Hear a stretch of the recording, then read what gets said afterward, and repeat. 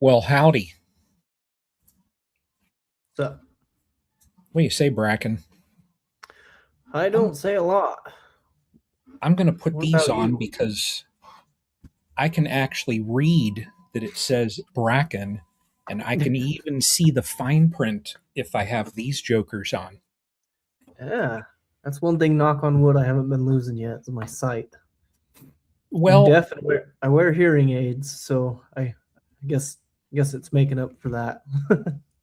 that's probably because of the pew pew things that, went off. Yeah, yeah. Yeah. It's from the pew pews. Yeah. You're not the only person that I know of that a buddy of mine that I used to work with, he wasn't in the military, but he did a lot of pew pew type things. And he literally never wore hearing protection. And he was half deaf. And finally, his wife was sick and tired of screaming at him all the time.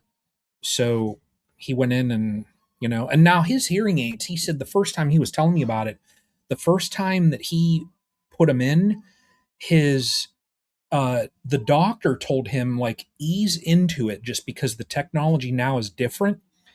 And he said he just goes full go, has them all the way up and all this stuff, and they go out to a restaurant. Oh, He said that. Yeah. he said it was like Superman. He said he heard literally every single conversation in the entire restaurant, and he's looking around like, and he's looking at his wife, and he was like, "You don't hear all that? These people are so loud." And thank you so much. And she was like, "What are you talking about?" And yeah, the doctor told him, he's like, "You need to ease into like certain situations just because the technology now is insane."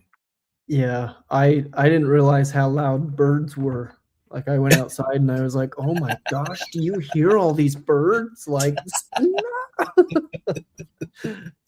they're so Oh man. loud." See, if I But had those things on now, I don't want to wish that on myself, but I would go sit and put my head right next to a hive body and oh just, yeah, oh man, that's got to sound just amazing. yeah, you can hear them. I that's one thing I don't like wearing them in the bee yard is because my veil will sit and rub on it, and then it sits and rubs those, and it sounds like I have like the whole time. Oh yeah, yeah, yeah, So I usually take them out. But yeah. what's really Yeah. nice is when your wife is talking a lot and you are just like, yep, beep beep beep beep beep boop, boop, boop. Sure, and this keeps going, but the sound goes. That is awesome. Can It's you a, can you it's a blessing. Bluetooth stuff to yours? Yeah, yeah. Bluetooth my phone. That's another favorite thing is I just start randomly talking. Hey, what's up? Because Yeah, they can't see them.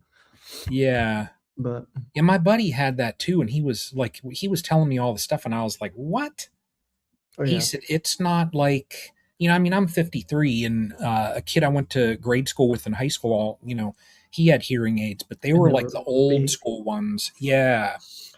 And I wasn't used to like these new, like fandangled new age like technology things. Yeah, Yeah, they're pretty nice. They're expensive though. Holy crap!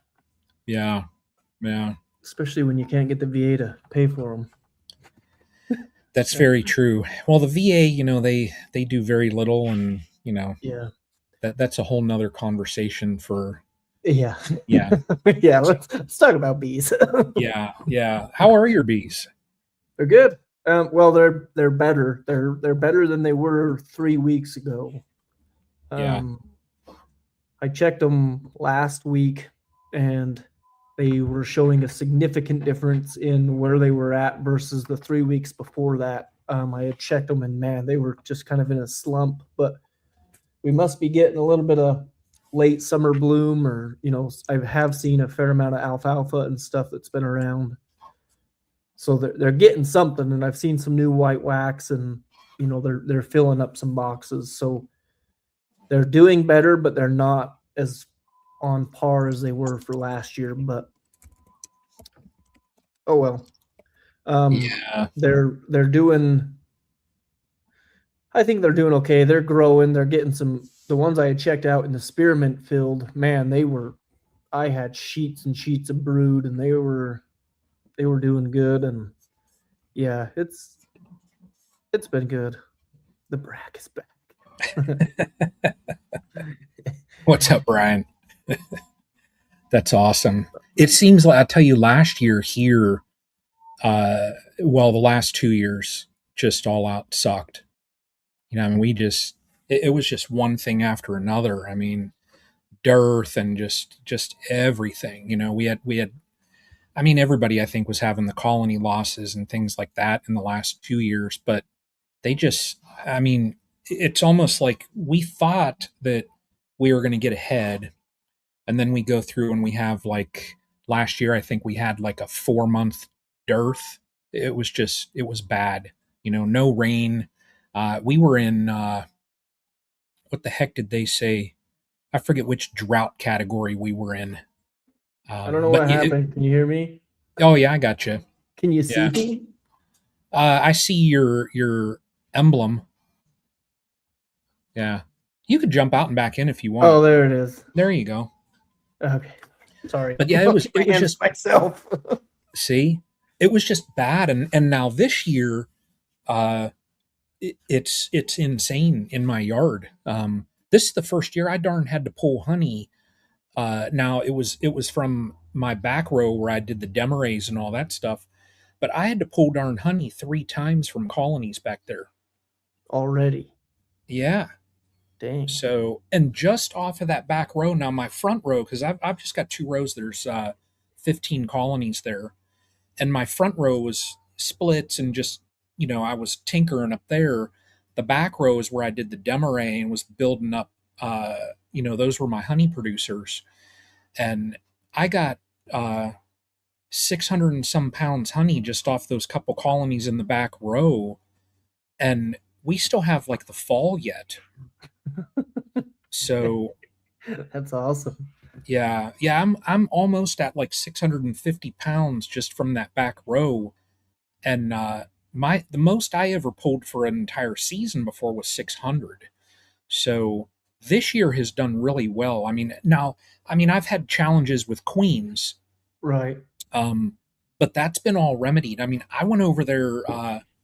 When the heck did I go over? Was it Sunday? I think I went over there Sunday, and I had to do my second round of Apogard, and it was the first time in, man, I mean, it's probably been 3 or 4 months that I've been able to actually walk down and stand next to my colonies and not get tagged in the head. Jeez. So I Do you think requeened. that's part of why you got so much honey? Because I have always seemed to notice that the most aggressive bees I have produce the most honey. I don't know. Now I've heard people say that that's been proven to be false. Oh, Um, and but now partially because they said if you think about it too, which colonies tend to be more defensive? It's the ones that are larger, have more to to protect. watch out, more to protect. Yeah. Okay. So that's Yeah. where some people were like, Different perspective. yeah, they said that's kind of not entirely true just because if you have any large colony, they're They going to get. produce. Yeah. I mean, for the most part, if they're given all, if they're put in the right situation, I guess, Right. you know.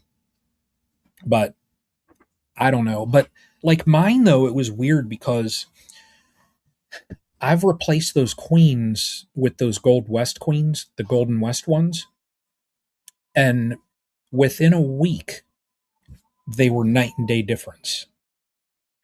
Now, oh look at this.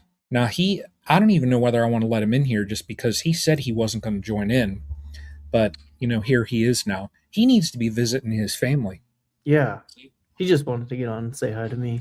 That's it. That's right. Bracken's on here. I had to jump in. Yeah. Actually, my wife and I'm daughter blushing. stepped out. They're not here for a little while, so I thought I'd hop on There you for a go. little bit. But yeah. So how's it going, guys? Good. Good deal. Yeah.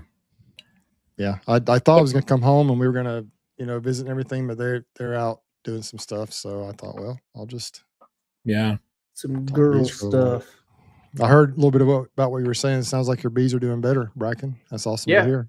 Yeah, they're doing a little better. You guys finally got a little bit of rain, didn't you? No. No. Well, this morning we got enough to get our windshields dirty. Yeah, But to make mud, make a little there mud on is your supposed cars. to be some this week, like tomorrow. I think it's supposed to rain, and then the next day. So say your prayers, cross your fingers. We need it. I don't know if Come you can here. hear it, but we have thunder rumbling out there. It's been raining here today. Yeah, So send it this way. yeah. There's some areas around Ohio that in the last 24 hours have clocked like 5, 6, 7 inches of rain in the last 24 hours. I looked up. Y'all hear that? It's bad. Oh, I yeah. looked up. Oh yeah, I hear it. Anyway, my wife and daughter said they were at Sam's and the power was out. So Oh, big little storm coming through. Yeah. I think that's what they said. Yeah. I looked at the past 2 months or 2 or 3 months of rainfall in the area I'm in, and we had 0.3 inches. 0.3. what? 0.30 in 3 Wow. months. Point. Wow. Let me So check. we've got a 0.1 per month. We're doing all right. A tenth of my an inch per gosh. month, huh? Tenth of an inch per month. That's Let me enough to see. get your windshield muddy. Like, The thing is the rain gauges don't even record that. Like they just must have guessed. yeah. Oh, see, Crazy. I can't. That's the here, desert out there. rainfall. Yeah. What's it show for the week? Yeah, this isn't. It's actually been a little bit dry here, and I was just thinking I need some rain because my yard's been starting to turn a little bit dry, and sure enough, here we have some rain, so it's good. Yeah. Bracken's like, This what is doesn't green show grass? What is that? We are. I had to go out before, like, we were in between storms today, and I ran out just to go through the garden and pick like tomatoes and stuff, just because we've had so much moisture that the tomatoes are starting to split because they're so darn big and so juicy that I'm just like, this is ridiculous. Too much rain, yeah. It's crazy. So yeah, If they could just figure out a way to like split up the rainfall throughout the country so it was consistent everywhere, that would be Bracken, weird. you can have a week's worth of Ohio's precipitation. That's the problem. Is if we got a week's worth, the problem is we'd be in boats and we'd all be flash swimming. flash floods. Yeah, So- it doesn't. Yeah, it's Yeah. like out there. Yeah, Yeah. those flash floods can be dangerous. Yeah. But Yeah, I was out especially since- there about a month ago, and the Great Salt Lake is drying up. I mean, it's like it's not a big lake anymore. It's like a bunch of little islands, and it's just disappearing. It's so dry out there. It's crazy. Yeah. But anyway, so So Yeah. I guess you're gonna harvest. You're gonna harvest in September, Bracken. Is that right? I saw you put a post about that. Yeah, I'm gonna harvest in the first week of September. Labor Day weekend is when I'm gonna start. So How many colonies you got now? About 75, 80, something like that, or are you up to yeah, 100? 80, 70, 77 to 84-ish, somewhere in there. Yeah. I made You're some growing. splits. What? Every year growing just a little bit more. So that's Yeah, a little awesome. more. I gotta get to a semi-load. Next year you'll be 150. If you double, Yeah. split them all. If they make it all through winter, split them all. Then you'll That's be the goal. And then the year after that, I want to try do. I want to. I'm not gonna. Yeah, I have a business plan that's all laid out. My goal in 5 years is to have. Well, I have 600 colonies down, but anything over 5, I think, will be good because I want to have that buffer, to keep the weak ones home, and then send us. There's only 400. You can only fit what 430, 420 on a semi, something like that, depending. Oh man, Yeah. there's a big thunder. Yeah, it's that. we're in the middle of a storm. It's not raining right now. I don't think it's raining, but there's lightning just popping all around us, so it's pretty exciting. But it has been raining a little bit, so yeah. So Look I at guess this. the semi truck depends. Oh, go ahead. Greenville, Ohio. I'm not sure exactly where that's at. 3 inches of rain in 3 hours. Yeah, man. I'll show you what we got 10 inches in like half a day once. So I'll show you what it did. You guys talk. Yeah. Yeah. So yeah, down here as far as the bees go, I've just been doing mite treatments, and Yeah. I had a rookie move yesterday. I actually I reached out to Zach to try and get some queens for some late summer splits, and doesn't have any available right now. But so the local guy here in Alabama he just put out last call on queens, and so I got 14 from him, and I went and did some splits. Just threw some queens in there. I also just replaced some weak queens this past weekend. One of the splits I made up at the farm was super weak. It was in a 10 frame box, very few bees in it. So yesterday afternoon I was out there, I had my veil on, but nothing else as far as like beekeeping equipment. And so I pulled the thing out. There were very few bees. I'm like, this hive is probably not going to make it, but I'm just going to release her, see what happens. So I pulled the cork out. They hadn't eaten through the candy yet, and I laid it on the frame right there, and the queen ran out of the cage and just flew away. Like what? So Deuces, I'm out of here. I mean, I just know that's a rookie move. You should just set the frame back down in the hive so she'll stay in there. But man, she just took off. I'm like, okay, well, but I don't know. Sometimes I don't know how they do it, but sometimes they find their way back. So maybe she did, but there were so few bees in there when I made the split. I guess it wasn't strong enough, and there were too many not nurse bees, but too many foragers on there, and pretty much everybody flew home. So I doubt if it would have survived anyway. But anyway, whatever. I had one I think it was like 2 years ago that happened, Bruce, where like the colony had okay population size. It wasn't one of the larger ones, but they did not release her. So I did that. I popped it, and it was like right on the top of the frames, and I figured she would just run out and go down. That's what I thought. I knew better. I've had it happen and before. She come out, and I watched her go straight up like 20 or so feet, and then I lost her, and I was like, well, there went $40. Yeah. Did she come back? Back? Well, and the next time I went back, like a week or so later, she was in there. There was this queen, she went up and circled a couple times, and then I just kind of lost track of her. But I don't know if she came back or not. But the hive is going to probably die out anyway. It just was not strong enough. It's kind of one of those points where I have the queens now. I got to figure out something to do with them. So I don't know why I do that to myself. I really wasn't prepared to do it, but I just thought, well, I'm going to try it, and so I did. And it happens. I hope I do his queens justice. I don't know. It happens. I checked on another. On that particular location, I had 3 in nukes, and the one in that hive, and the nukes I peeked in on a nuke or 2, and the population looked pretty good in them, decent, and but they weren't, the queens were. It was Saturday, so it was Saturday. So the queens, and he had the I don't know what the cages are called, where they have the 2 little places. They put a lot more candy in those than just the standard California cages, and so it takes them a while to dig out. What's that? The ones I'm talking about. They're different names. They're longer, but they have it's like 2 little places where they jam the candy up in there, so it's going to take them longer.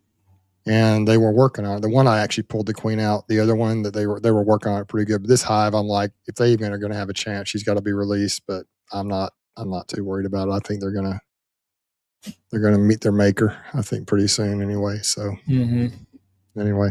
Yeah. I did. I'm sorry, I got a frog in my throat. Hold on a sec. Bruce is too nervous to talk, Bracken. No, I just got crud in my throat for some reason. Find my pictures. But so I've actually done something that is against label. It's off label, and I don't recommend anyone do this. I don't know if anybody else on here ever does things off label. Probably not, but it's just us here talking, so nobody else is listening. But I ordered Apigard, and it is hot down here in Alabama, as you know. And so I went ahead. I read a study, and you guys may have heard this last week, those who were on here, but I read a study from Randy Oliver where he went ahead and applied 50 milliliters of the Apigard, the full dose, basically, twice, just like the label says, even though it was hot in the summertime at where he's at in California. And actually had tremendous results doing that. So I decided to try that, and I did. And the hives actually look really good. Now, the brood was greatly limited, which made it great when I'm trying to make splits. Right? It's like they kind of shut the queens down and they were starting to lay again. There's a lot of eggs, a lot of larvae, but there wasn't very little cat brood. A couple of colonies. It's weird how you can put formic in a hive, you can put Apigard, and there's always that one hive that you can't even tell there's anything in there. I mean, they just plow through like nothing's even wrong. But most of them have very little brood. They just had like brood that was young brood. And so I went ahead and applied my second dose, and we'll see what happens. I did talk to another leader in the industry. I don't want to name him. I don't want to put him on the spot in case it fails for me, but he said he's done this too. He's also here in the South, and he said he's had tremendous results doing that. Now, I'm not recommending anybody do that because most people say in the heat that you want to go 100 grams in a month, and so a lot of people will do the label says cut it in half, but what a lot of people do is they'll go like 33, 33, 33, 10 days apart. And that's what a lot of people do in the heat. And that seems to be effective as well. I did it on the top of my 2-box hives. If it was a single deep, I did like a half dose. But if it was a double deep or a deep and a medium, I went ahead and put the full dose in. And that's that gel stuff, right? Yes. That you're talking about? Thymol gel. Yeah.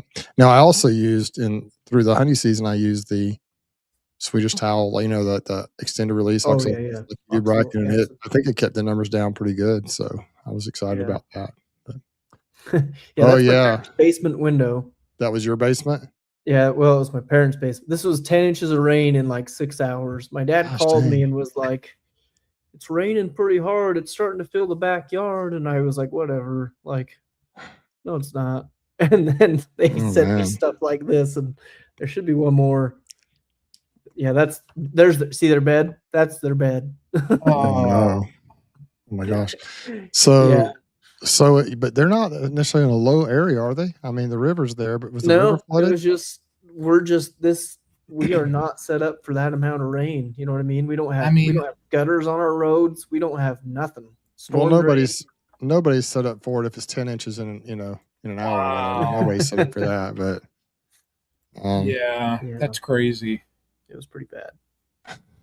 So I guess that was a pain for your dad to try and clean all that up, and I'm sure they had to have a lot of stuff done to be able to get that livable again. They had to redo the whole basement, so it's all good though. Yeah, that's nuts. Cool. Now, I'm going to be out there back in the weekend before you're going to harvest, but just for a day. I'm flying in Friday, leaving Sunday, but my niece is getting married out there. And we're going to fly out for that wedding. So I'll be tied up with that that whole day Saturday. I think she's going to get married down in Payson, I think. So opposite direction of you. About as far as you are, south instead of north of Salt Lake. But I'd love to jet up there and check it out, but it's not going to work out for me probably. I'm going to be just tied up with that kind of stuff. But I'm thinking Bruce needs to just change a flight. He needs to just switch that flight back a day and well, Brian, there's this thing called ETO at work, time off that you're dealing with now as well. Am I ready to retire? I said, aren't you about? Yeah, you got to be pretty there. So mentally or physically? Well, I'm mentally ready to retire. I am, and we're getting close, but we're just not quite there yet. So soon. I've got some things. I want to, when I do retire, probably in the next year or two, I do want to, of course, still do the bees, but I've got some other things I want to do, just some more spiritual type things, and maybe consider going on a mission, going out and serving more people, traveling more, doing some things like that. So my mind is kind of shifting in that direction a little bit. As far as trying to go all in commercial beekeeper at age 60 or 61 that I'll be at the time, I don't know if I want to do that physically. I could probably do it for 4 or 5 years, but at that point in time, if I got 600 or 700 hives, then what? You know what I mean? Do I really want to get that big? And then, because how many more years of good health, physical strength do I have to be able to do? Even what I do now, I can handle it pretty good now.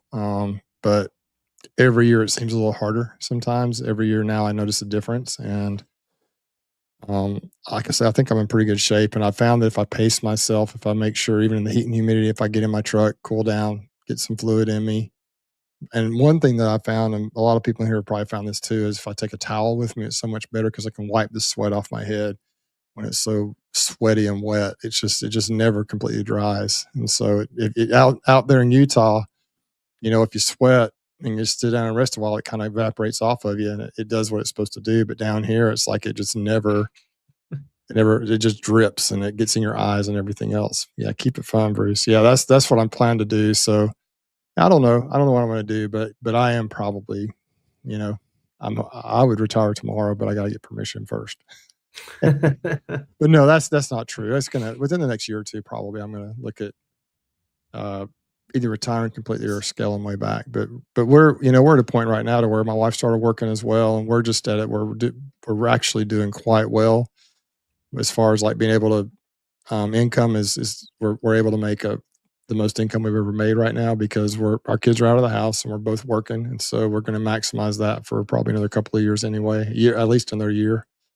I say a year. She probably thinks more like 2 years, but I just turned 59 like last week on the 7th or 6th. I turned a week ago tomorrow, like last Thursday. I turned 59, so Wow. I'm getting there. But yeah, I feel it too sometimes. Although sometimes I feel pretty good. I'm real blessed. I've been blessed with good health, man. If I could get my trim down a little bit weight wise and eat a little better, I probably feel even better than I do. But I've been real blessed to have the strength and the physical abilities to be able to hang pretty good at my age. I think it's pretty cool that I was blessed either with the genetics or blessed with from the man upstairs from the Lord to be able to continue rolling like I do. And I can hang with the young people pretty good. I can hang with just about anybody for a while, but over time in the heat especially, I start to wear out and the young bucks can keep going. Like when Bracken's here, Bracken and Jed last year, particularly, even Glade, but Bracken and Jed particularly they just rock. They didn't slow down the whole time. And, but it's good to have a good crew. We had a good crew this year too, but Glade was here this year, Glade and Carlos, but getting on a tangent here. Yeah. That's why I don't detox. That's why I don't go down to Alabama because I'll end up working. That's true. That's true.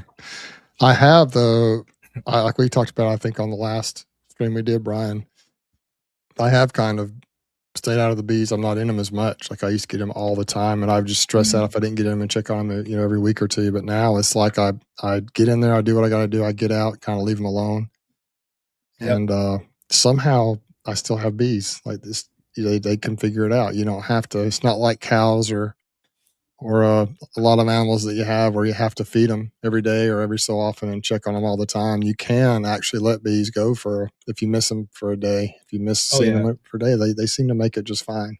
I have adapted that as well this year, Bruce. When I was talking to Ian, and one of my things like, and then just the minimum that you're in there, and obviously I'm beekeeping for a different reason than somebody that's backyard and wants to. If you want to get in there and enjoy them once a week, go for it. That's awesome. Yeah, for sure. Mm-hmm. I want to turn it more into a full on business, and it's been the one yard I haven't been in for 3 weeks, and I went and got in them, and they're doing great. Like, yep.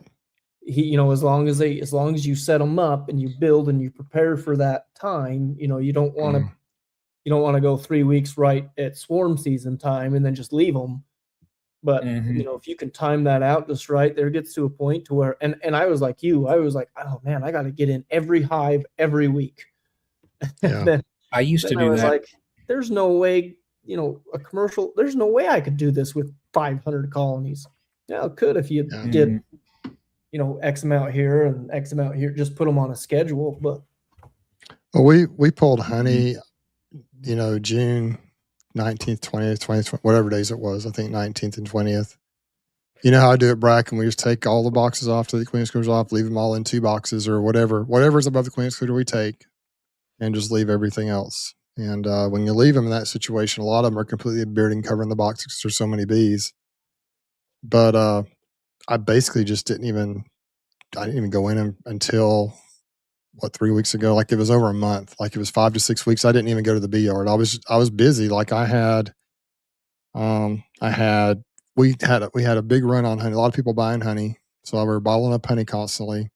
And then I was in Utah for 10 days. I was out of town a lot. We went up to North Carolina to visit my daughter up there. Her husband's been deployed. So we went up there and visited her the first part, July 4th weekend. Then like from the 9th, the 19th or whatever it was in July, we went out to Utah.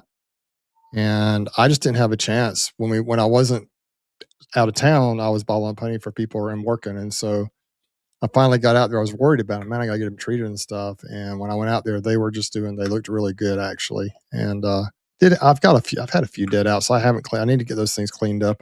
They're getting full of wax moss and stuff, but not a ton. And a lot of them are looking great. I just hope this Apigard treatment is, I hope that with me doing the full dose that they go ahead and pull through. And the person I talked to, who is also in the South, who does the full dose, said that there's plenty that they'll be able to recover, plenty of time to recover. But it absolutely, I think I've had really good luck with Apigard in the past. And I'm not recommending once again that people do the full dose in the heat because the directions specifically say not to, but I'm just looking to see what happens. And I've kind of backed off on videos. I haven't gotten as many videos out, just haven't been able to. I did try and video a little bit when I was applying the Apigard. I'm not sure if I'll do it. I may just do a video of all of it from the start to finish if, and with the results, instead of doing 2 or 3 different videos, but I've got so much going on and, I'm just trying to focus on the things that matter most. And I've been trying to just improve and be a better person in a lot of ways too. And not just be so obsessed with the bees and the YouTube all the time.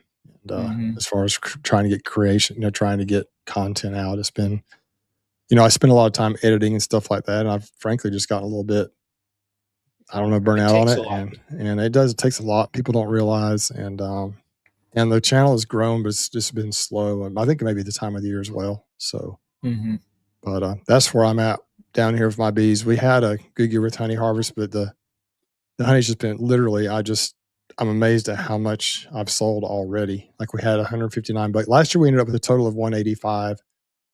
This year we ended up with a total of 159. We harvested end of June and I'm under 100 buckets. So, like a month and a half in, almost 2 months now, I've already sold like over a third of it, so probably aren't going to make it to the, to next year, but we'll see what happens. So, have you ever run out before? Yeah, I have. I think 3 years ago I ran out. Just had a horrible year. We just didn't have a good year 3 years ago. 2 years ago I had a record. That was the first year Bracken came. Last year we had another record. And this year we kind of came back down to earth. But it's still 159 buckets is a lot. I mean, it's a fair amount of honey, but just wasn't, So you're saying the 2 years that I came, you had the highest amount? I did. That's why, we missed you, man. I'm telling you. You just I'm not one to brag, but 2 + 2 = 4. So yeah. When Bracken's here, 2 + 2 = 5. Yeah. Right. No, it's it was a weird year too with the rain. We had the spring was looking really good, and then we had like a month of no rain, and so they just quit putting honey in. It was just like they were building it stopped. And then we took the spring honey off, which we actually had a record this year because I think I have more hives. And we had like 40 buckets of the spring. Last year we had like 34. So it was actually better, but it was just because I had more colonies. And then we put the boxes back on and the tallow, everything was looking pretty good. The tallow started blooming. We timed everything. It was just right. And then about the second week of tallow bloom, I think it was, which is right when it's in its prime, it did nothing but rain for a week.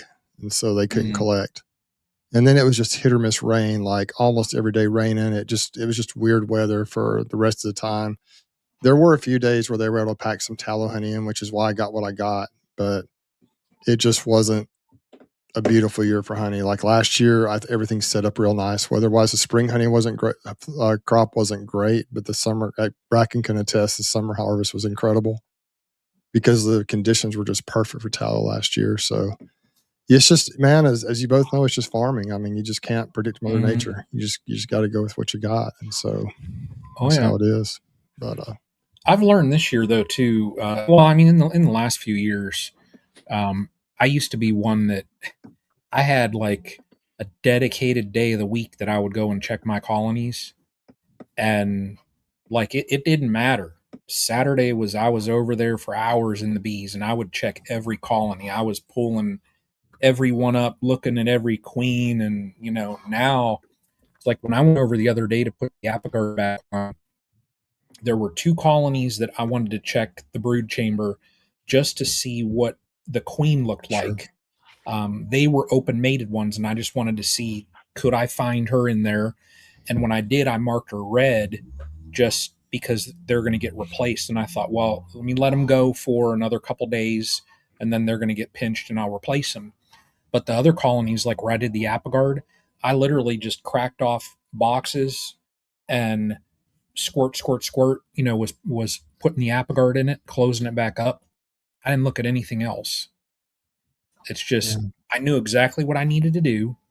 Every colony was 30, 45 seconds then, just lifting boxes. Yep. A couple of them had totally annihilated that wafer card in 10 days. I mean, 11 days, I think it went. And I mean, there were 4 or 5 of them that when I looked in there, like, I mean, they just annihilated those cards. So I did have to walk back up and grab some additional wafers to put in, but it was quick, Yeah. So I like inspections like that, though. Walk over, you have a plan, and just go and work it, and boom, you're done quick. Time management. That's what I'm learning is the most efficient thing. Yeah. In any sort of business, really. I mean, in life period, like where can you save that 1 minute? Because if you have 60 colonies and it takes 1 minute extra, that's an extra hour you're in the bee yard. Oh yeah. So you can shut that to 30 seconds instead of 1 minute. Now you're only in the yard a half hour. Right. Right. Yeah. But again, like, totally. Sometimes it is nice to just go through a hive and just look. Like, I try to do that. I still try to do that to remember what I'm, you know what I mean? Absolutely. I get something off that, I still just find the queen, see the eggs, look at the larvae, and really just look. Yeah. Yeah, it's awesome when you got a little time to do that. Like if it's the evening time, the sun's just kind of going down. It's just really nice outside, and the bees, everybody's happy. And you got the time to do it. It is really cool to do that. And sometimes I think it is important to do that. I do like to. Some days I'll just kind of slow down at the end, and just do that for a couple colonies and just take my time. But sometimes you just got to get it done. Like with the Apogard, I got to where I had. I think in the Midland City Bee Yard was where I started doing it. Maybe can't remember which one it was, but it's like 30 colonies there, 32 colonies or something. And so I went through and the idea was pop the lid. Actually, I did this at Applin the other day when I put the second dose on. Pop the lid, put the card on, make sure there's a card in there. Maybe do about a third of them. Like maybe do, in Applin there's like 50 colonies, so maybe do 20 or 25 colonies. Pop them all open. There's no robbing going on really now. I don't know. There must be something coming in, but quickly pop the lid open, get the Apogard on them, pop the lid down, and leave. It's just so fast. It didn't take any time to do that. As opposed to lifting the lid, I found that if I do several at a time, it's much faster than just like taking the lid off, putting the Apogard on, closing it, then putting the card down on every single one. Just crack all the lids off, pop, pop, pop, pop, cards, Apogard, lids on, done. So I was much more efficient that way. But the first dose I put on while I was going in, I was popping the boxes apart, looking at the health of the colonies, getting the Swedish towels out or the extended release out, whatever was left of those if they weren't chewed up. And then, but I was checking the overall health of the colony. I didn't check the brood in all of them, but I did look to make sure there were plenty of bees. And I did check the brood in a lot of them, just plot a frame or two and make sure there was some brood, make sure they looked healthy. And but this second go around, if I wouldn't have got those darn queens, it would have taken me no time at all. But I was trying to break out a few splits, which became a challenge because I had put Apogard in them and there wasn't a lot of brood because it shuts the queen down. There was a lot of cap brood. There was brood in most of them, hopefully all of them, most of the ones that I checked. But it'll be interesting to see. The mite counts weren't bad really when I put the Apogard in. Some of them were. The ones that were bad for the most part, were the ones that I had not treated. Like, for example, if I pulled a split after I put my treatments in, or if I pulled a split and didn't have any more treatment, whatever it was, some of them didn't get treated that second treatment. And those were the ones that seemed to have more mites in them. If they had the actual extended release in there, I think the highest one I got was, I had one that was like an outlier. It was like 20 or something, but almost all of them were 5 or less. Most of them were like 2, 3, 4, 5, 0, one was 0. And so I think it's an effective treatment, honestly. And you don't have to go vaporize the hives, every X number of days, X number of times. You can just put that in there and leave it in there for 90 days or whatever it is. So anyway, I'm about to hop off. I think my wife and daughter just got home. I'm going to hop off of here, but appreciate you having me, Brian and Bracken.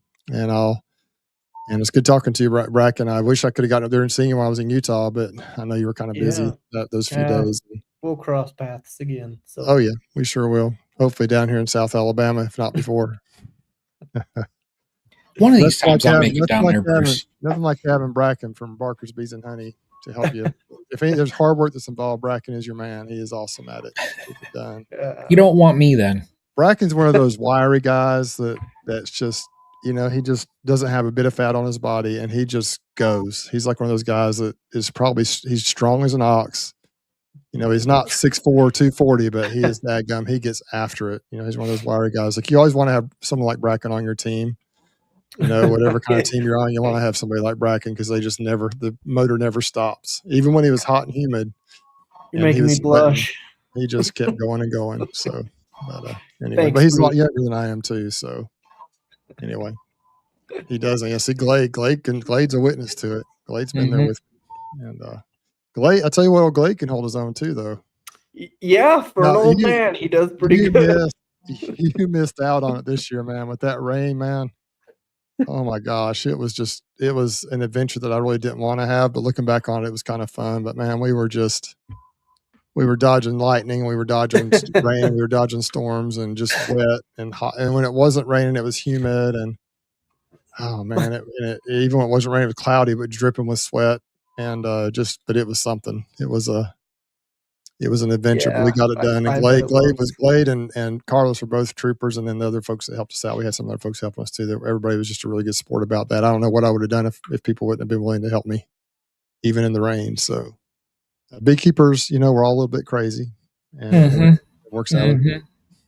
All right, fellas, I'm gonna hop off here. Good talking to you guys. We'll see you Bruce, later. I'll see you, buddy. All right, bye-bye. Oh, hey, before I go though, I do have to tell you about something I'm doing tomorrow night. I don't think you guys have heard about this, but there's a new movie coming out called the Rivals of Amziah King. Have you guys heard about this? It's a movie starring Matthew McConaughey. Oh, yeah. Filmed right here in Alabama, and Tyler Walker and Adam Hickman. Yappy was involved, and there was, I think one of the guys that helps Adam with his bees, I think another beekeeper that, and then there's another fellow in the state I'm not real familiar with. But there were 5, they call them bee wranglers, that help with that movie as far as managing the bees and the bee equipment. And so they were all obviously invited. They're going to do a premiere in Nashville tomorrow night. Well, one of them couldn't make it. And so Adam gave me a text and asked if I wanted to come up and go to that premiere up there. So I think Matthew McConaughey is going to be there. It's going to be kind of fun. So, oh, wow. I don't know why he asked if I would go, but my wife and I are planning on going up to that. So it'll be kind of fun tomorrow night to go up and see what that's all about, see what it's like. Be kind of fun. But anyway, awesome. But I'm looking forward to watching the movie. And so I'd encourage everyone on here, if you want to do it, go check out that movie. It looks like it's going to be pretty good. It's called The Rivals of Amziah King, and Amziah King is a beekeeper. So I can only imagine where that's going, but I don't really know anything about the plot or anything, but it is supposed to be a pretty good movie. And I don't think Matthew McConaughey does anything that's low budget or not going to be a good movie. So yeah, they're usually probably worth a watch. Anyway. All right, fellas. Have a good one. Good to see you. See you. Y'all take care. Have a good evening. Bye-bye. See, he's the superstar. Last year, he's flying out to Utah, running like flags out at college football games. Yeah. And, this year he's hanging out with Matthew McConaughey. Yeah. Going to movie premieres in Nashville. And not a big deal. It's just another day in the life of Bruce Jenny. Jeez, oh man. Yeah, just so nonchalant. Yeah, Matthew McConaughey will probably be there. Who knows? I don't know. Yeah, right. Yeah. Next thing you know, it's going to be The Rivals, part 2, and he'll have a part in it or something. Yeah. Hanging out with some other big actor. I don't know. Oh well, that'll be fun though. Yeah. I haven't watched. I know there's a movie coming about bees, and I've seen Matthew McConaughey, but I haven't watched the trailer or anything. I gotta go check that out. I have no idea what it's remotely going to be about. I've been waiting for that thing to come out. I mean, it's probably been 3 years. Oh, really? When they were filming it, they filmed it back in like 2023 or something. Oh, when they were filming it, Yappy sent me a picture, and I was like, I think it was the picture that they put online, and it was like Matthew McConaughey standing there, and Adam was there, and a couple of those guys, and Yappy was like down at Matthew McConaughey's pant leg, and I get a text from Yappy, and I open it up, and I was just like, I did the old double take, and I'm like, what are you doing with Matthew McConaughey? He's like, we're helping out with the movie, and I was like, what are you doing with, Yeah, wait. Like, how did that take place? But yeah, it's been a little while though. I mean, I think it has been like 3 years from when they filmed it. Interesting. Yeah. So pretty cool though. I mean, I gotta go, I'll go to the movies and watch it. So yeah, I'll go check it out too. Yeah, it'll be fun. Yeah. Granado, what is it? Granado. I'm just preparing. I have not started to harvest yet. Oh yeah, here's the picture. Matthew McConaughey. Bruce has it on. Oh yeah. There's Tyler. I recognize Tyler. Yeah. That's it's cool. Pretty wild. Yeah. One day I'll be like those guys, and No, we never will. Yep. No. We can't I would handle say the fame life. Probably another month or so, we're probably going to have to go through like a booking agent to get Bruce on here. So. Yeah, after tomorrow, yeah, probably. Yeah.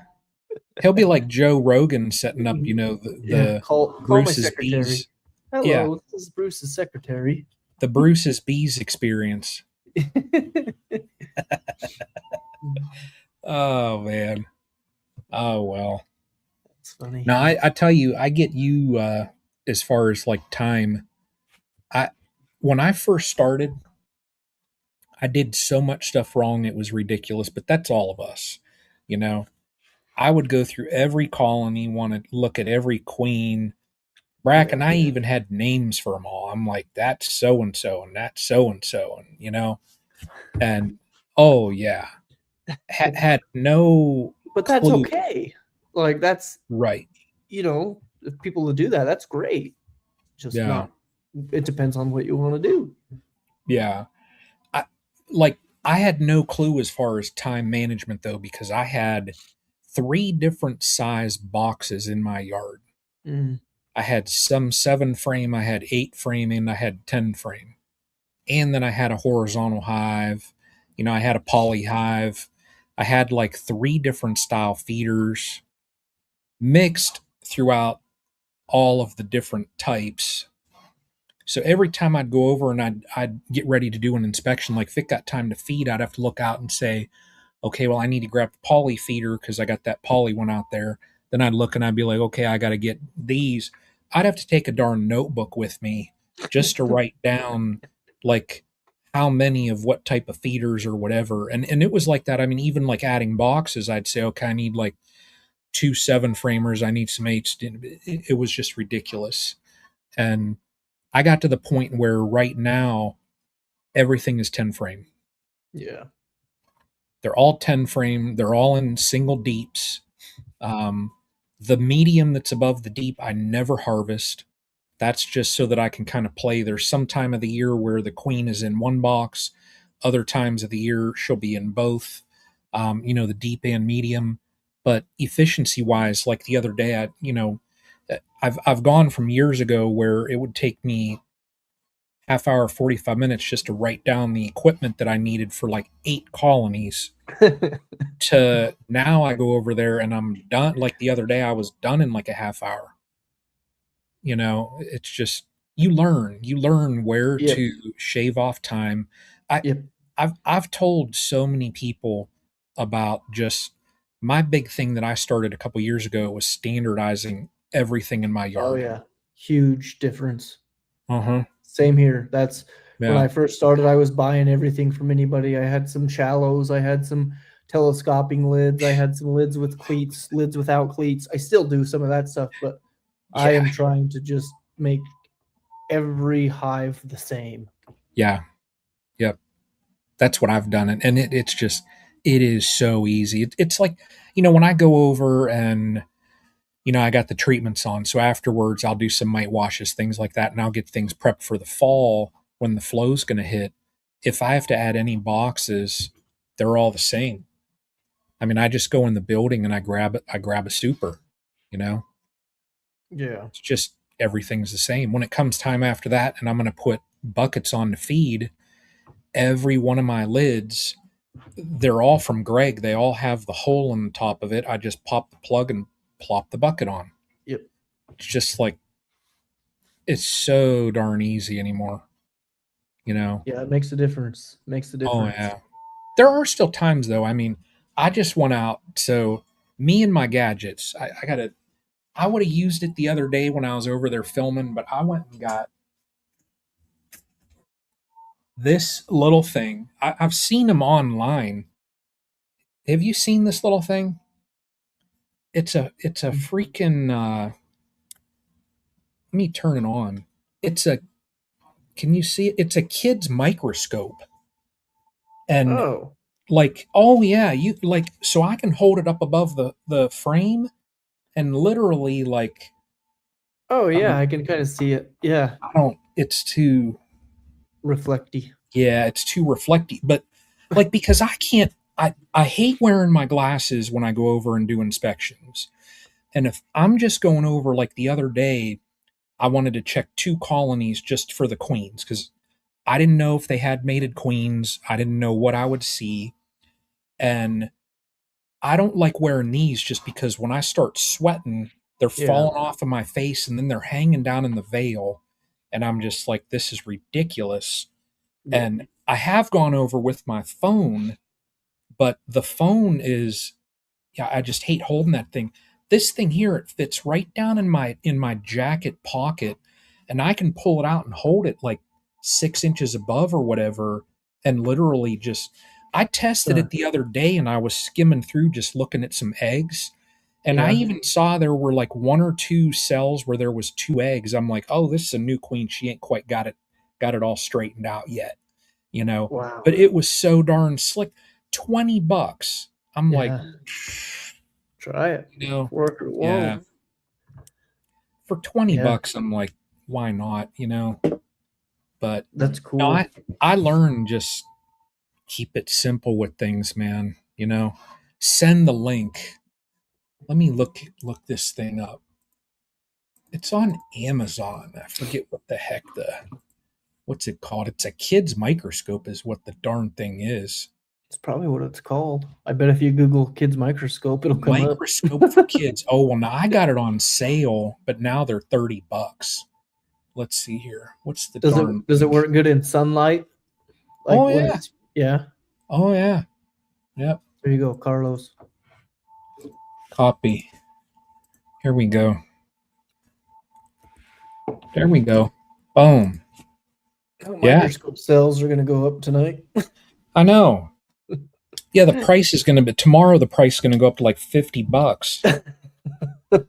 Yeah, but there's like a zoom and everything on it. I mean, and it's so small, in that little old turn dial on there. I mean, like I'm zoomed in on my keys on my keyboard right now. And it's It's 8 inches above the keyboard. So Cool. yeah, and it'll do pictures, it'll take video. So I'm like, cool. That'd be cool to get a good picture over a cell and snap a picture of it and then go put Yeah. it back. I bet you could get some pretty Right. good pictures out of it. Yeah. You'll have to try that. Post some. Yeah. Yeah. Speaking of gadgets, how's the new camera? Are you referring to the GoPro? The GoPro camera? Is that what you film with? Yeah. Yep. Right here. Do you like it? This thing, I love it. This is their new one that they got. I mean, I've only ever filmed with GoPros. I started years ago. I had a GoPro just from going diving, and when we would go skiing, I'd put one on my helmet, And when I very first started filming inspections, my brother, I think he mentioned it. He's like, "Can you film some stuff?" I said, "Yeah, sure." I wasn't going to buy no big old camera and get all this fancy stuff, and I had the GoPro, and it works great. I mean, for how small the thing is, that's the thing I like, is how small these things are. Yeah.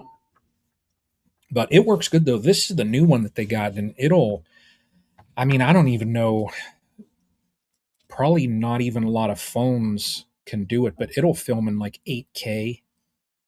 I don't even think a lot of stuff goes to 8K anymore. Or not just yet, but it'll do the slow-mo on that thing. It'll go 1080p.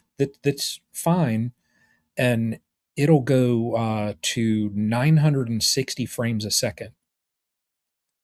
So I did a little clip filming the bees. They were out doing some orientation flights, and I almost felt like Fred Dunn, because when I looked at the clip on my computer, you could see the bees' wings going like this, and I was like, flapping.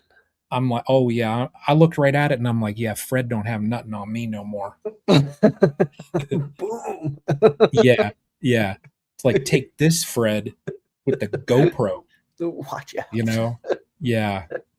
So, but no, it works good. I mean, and then I went and got, I sold my other GoPro I had and the other microphones that I had, the DJI mics. I got the new GoPro has their own mics now, and these darn things are so small.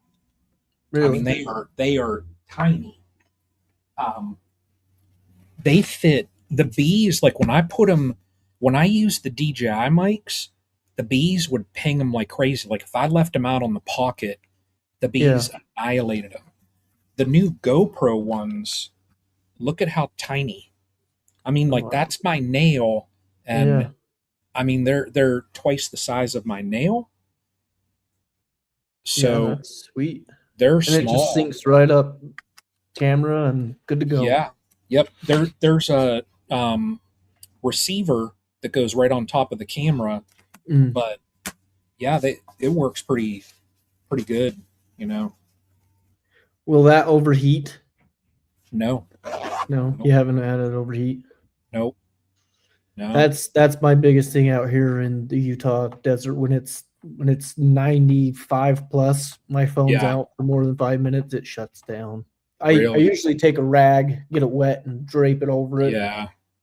But that sucks. Sometimes you don't have a rag or water. Yeah. So I mean, like here, and I only filmed a little bit, and then I stopped just because people would have been like, you're a knucklehead, because it was when it was 105 heat index and I was pulling supers. Ugh. And I was like tripping in the yard, and I mean, I was sweating so bad. And then I ended up, my brother had come down to help me out, and I had just gotten over dealing with that, that cyclosporasis or whatever the heck, that the explosive diarrhea bug that people were catching. Yeah, I had it. I had just gotten over like 3 days of literally being glued to the porcelain, and rested for 1 day, and then was out in that 105 heat. So I was just done. Done. I was done. My body was so, like, literally both my legs were cramping. I even had like two of my fingers were cramped and they were like glued to my Stuck. palm, and I was literally having to like bend them back, and I was just like, I'm gonna end up in the hospital. So that first day I quit. I think I was like 2 hours, and I told my brother, I said, look, I got to stop. I'm gonna end up killing myself here. And then the next day I was like overhydrated and stuff, and it worked out good. But like in that heat, this newer, like some of the older GoPros, they would 10 minutes and they'd shut off. This new one, I haven't had it shut off once due to heat. Yeah, So that's my only complaint with my phone. yeah. So I mean, they got little shades and stuff, but Carlos, you know, see, he is a nerd. You know, just get a little umbrella. Yeah, a little margarita umbrella. Get a little margarita umbrella, and you could get one of them. You know, them little fans where you see the people that eat at McDonald's too much, and they got the fan blowing the mist on them. You could have one of those. So, yeah, but I don't know. So you're planning on, you want to go up to 500 and above? Yeah, I do. I want to do it. I mean,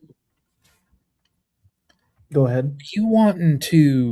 Are you going to do mainly like pollination, or are you going to also pull honey?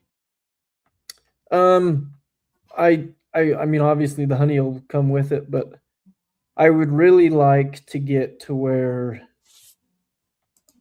I asked that in some of the comments. I was just curious what this might sound silly, but I'm finding that my least favorite thing about honeybees is the honey.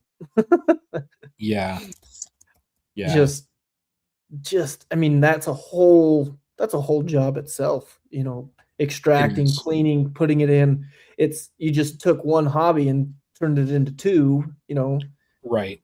And that's fine. I love selling the honey, and I love, you know, the money from the honey. I make pretty good money off of the honey, but keeping it in the stores inventoried, like, it's just not.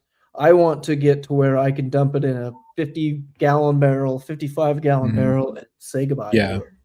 Yeah. Like, touch it once and be done.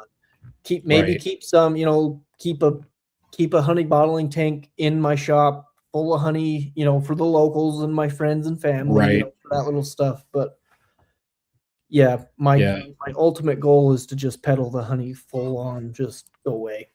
Yeah. It's, I think everybody least favorite, honey is painful. But it pays the bills. Yep. Yeah. That's like, from years ago to where I'm at now, you know, I think when I broke 500 pounds one year, and I was bottling all of my honey, I didn't have a bucket even that had a little honey gate on it. I literally bottled all 500 pounds of that honey, Bracken, with a ladle out of a bucket. I had a funnel. I had to quit that year. I had a funnel, and I would hold it above the bottle, and I was with a ladle. Yeah. So I did 500 pounds like that. Yeah, nope. And that's when I started doing markets. And when I got the cash, I was like, that's when I saw the speed fill, and I was like, this is the most glorious thing on the face of the earth. You know, and I got that thing, and now it's like, you know, I mean, like the other day I needed to do a bucket. And well, I've got a 19-gallon bottling tank, and I just fill a bucket out of it. It's in the basement. I could take the machine down there and bottle in the basement, but I hate doing stuff down in our basement. It's made for midgets. I think my wife is 5'1", 5'2" in there, and she walks perfect down there. Like when I walk, I'm the hunchback of Notre Dame, so I hate being in our basement. So I'll fill a bucket, take it up to the kitchen, and I'll set my speed filling that up there. I can run through a bucket in, 20 some minutes. So it's like, and some people, like I just did a short, and some people are saying, no, I can bottle just as fast with the honey gate. And I'm like, well, yeah, try that with 2 ounce bears. Yeah. That's where Yeah. that's where the thing really excels, is when you're doing 2 ounce bears and stuff. Yeah. Good luck. Yeah, I've done some of those, and I have the honey drip gate thing, and it's a that drip gate that's nice. Yep. That's a pain in the ass. Yep. Yeah. So that thing, that really helped. But like, through the years, you figure I've got that thing, I've got the bottling tank. In the whole, like the whole operation, I've got the hop spiders now. I've got the uncapping tank. I've got the 20 frame Maxent. I've upgraded everything that I have, and now it's smooth. Yeah. However many thousands of dollars later, now it's smooth. Yeah. Yeah.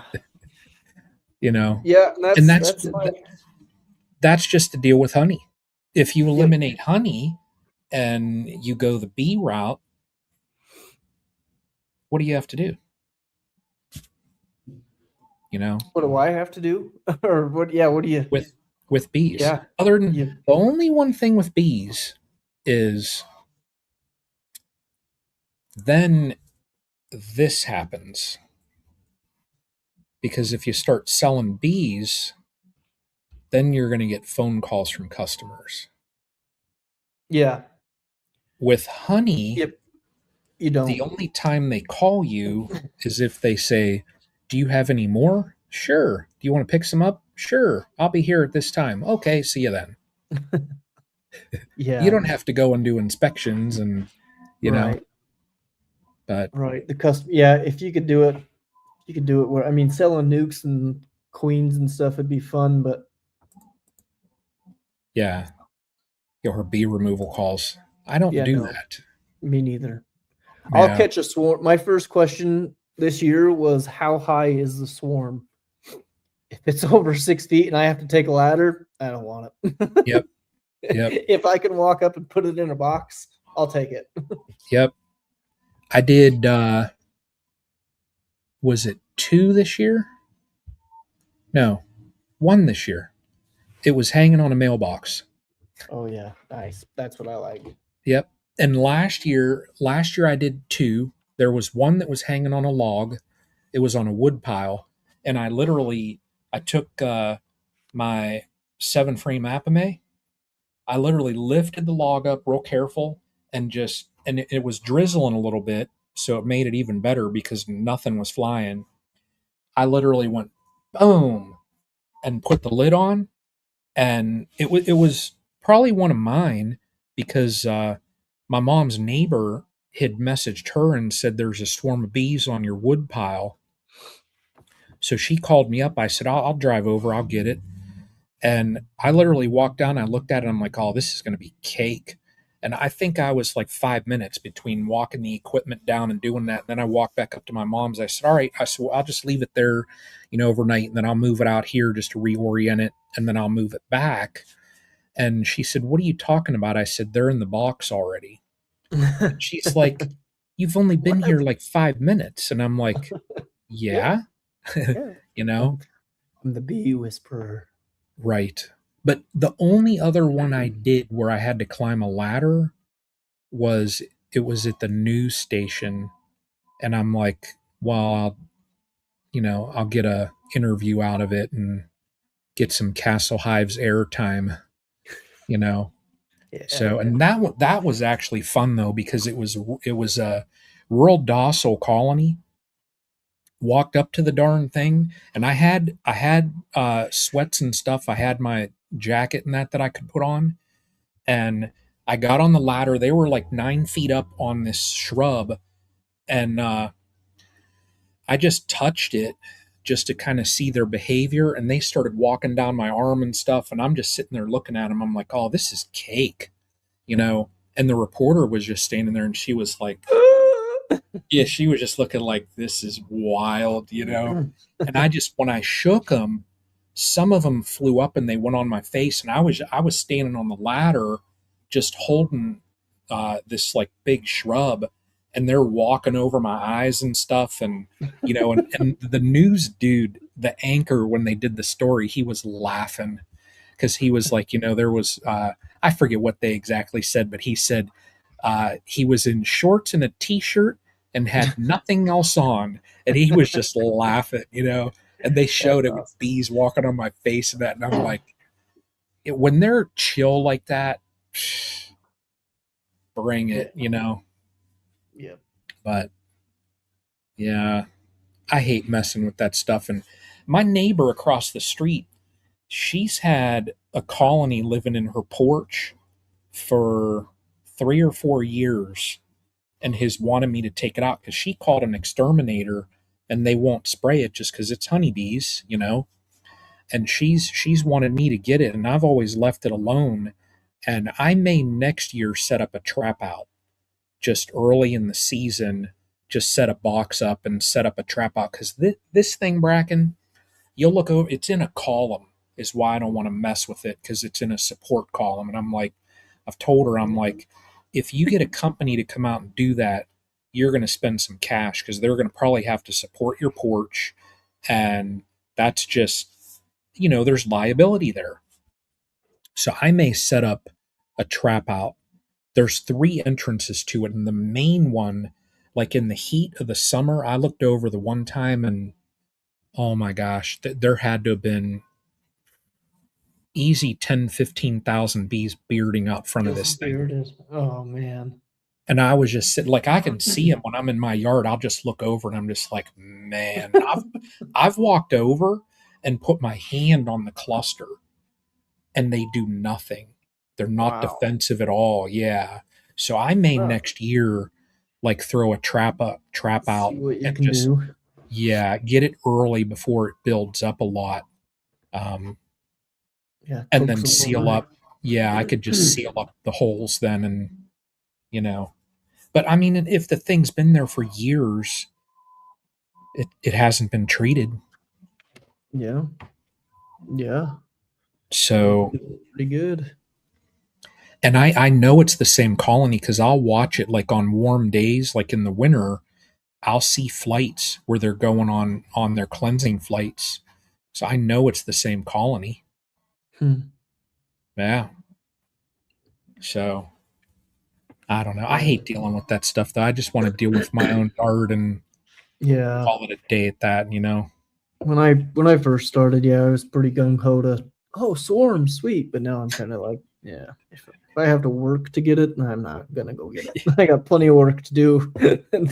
Yeah. Just wait till you have 500. Yeah. I know. It'll be nice. Yeah. That's some work though. In time. Are you planning on, I mean, like, if you're going up to that level, you're going to have I mean, I guess this kind of goes with the Stepler conversations, but you're going to have to set up like a honey building and stuff. Yeah, and I've got one. I've got one set up. I oughta send you a couple links to some of those videos. But yeah, we just built one this last year. It's not huge, but it's So when I first started, I had 4 colonies, and I bought my extracting equipment before I bought my bees. Basically, I bought my bees, and then shortly after I bought but it was, I bought a 60 frame Dadant extractor and a Cowan uncapper, chain automatic uncapper, drops, got the knives, oscillating knives. Oh my God. I got a wax separator. I got 2 clarifying tanks. I got a honey pump. Like, I have all that stuff, and I got it for I'm not even gonna say on here, Cheap. but I got it for cheap. Dirt cheap. That's good. Like I was gonna buy a $3,000 Maxant, like 36 frame or whatever it is, that era, the one. And needless to say, I paid less than what that cost for what I got. That's good. And so that way I got kind of blessed and lucky. I didn't know what I was doing at the time. I was like, even my dad, when I brought home that 60 frame extractor, he was like, "What in the hell are you doing?" and Yeah. I was just like, "I don't know, I'm buying a honey extractor." Get a grow tent. That's a good idea there. 10 by 10 grow tent. Oh, control the temps and that's a good idea there. But anyways, I was using my grandma's garage for a little while, and I cleaned it out, extracted in there, but then we decided I had got that a little more, so we added onto a lean-to shed and just came off the side of it and turned it, half of it's my honey extraction, and then the other half my dad uses. But during the harvest time, my dad will move his, we'll move his stuff out, and then the whole thing will be honey harvest. Yeah. And I plan on having, it's a 60 frame date amp honey extractor. Holy. And the cow and uncapper, like I said, with these two clarifying tanks and this honey pump that I got this year, I think it's going to be a game changer. I think I took it from like a 4-man operation to probably a 2-man, if that. As long as we're efficient. But I have a pallet jack, I got a tractor, I got a skid steer with forks and stuff. So this year, again, I say this, but I do work hard, but I also like to let the tractors work. You know what I mean? Yeah. Oh yeah. Yeah. If I can, I want to lift my honey boxes one time. That's it. I'm going to take it off of the hive and set it on the pallet, and that's it. It's going to be put on the truck with. You got to go and you got to get what the heck is that thing that Ian has? Easy loader. There you go. Yeah, I've looked into it. Maybe down the road. It's in my sights, but right. Well, I mean, if you get a couple years, boost your colony numbers and get a couple years and save up the cash. I mean, it'd be no the amount of time. Like I look at things anymore, I look at it and I'm like, all right, what's this going to cost me? But also, how much time is it going to save me? Yep. And if you think of X number of years that you're going to be doing it and the amount of time every year it saves you, yep. I mean, you can't put a value on that, Yeah. Yeah, I'm pretty. I have big dreams. I'm gonna find my ceiling and then I'm gonna push it. Yeah. Yeah. Tom, I think they are. Yeah, so they have a few different styles. The one I looked at, I think it was like 50. I want to say it was like 50K. They have smaller ones. They have, ones that'll do smaller and not reach as far. They have some that you can put on like a little trailer or a truck, not like Ian's big truck. But I'm kind of also that guy that, like, if I'm gonna spend money on an easy loader, like, it's gonna be on a truck that's gonna, you know what I mean? Yeah. I'm not gonna buy an easy loader and put it on a 10-foot flatbed trailer. Like, yeah. Not gonna buy a Ferrari and then drive it. No, I'm American. Yeah.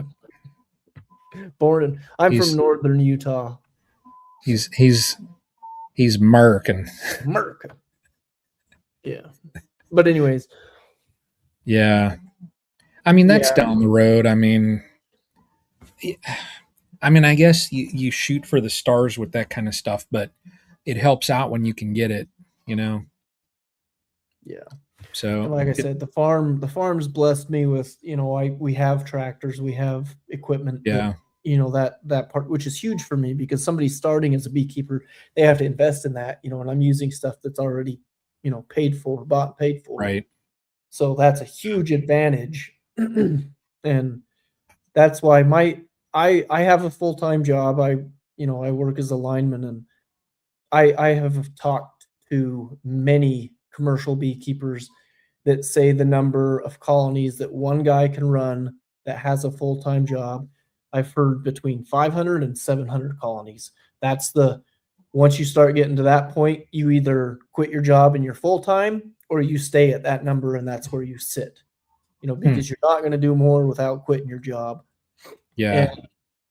And my goal, my long-term goal here is I would love to hire somebody I'd love to have employees. I'll stay working at the city and keeping the lights on at the city. It's a good job. I have good insurance. I have good health insurance. I have good benefits. I have a good retirement.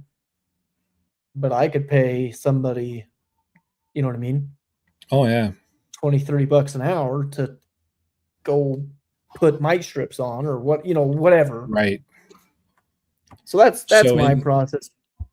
In 25 years, 30 years from now, you'll be the one talking like Bob Benny. You'll be walking up there and you'll sit down and be like, well, Bruce, I can think back to when you were going to movie premieres.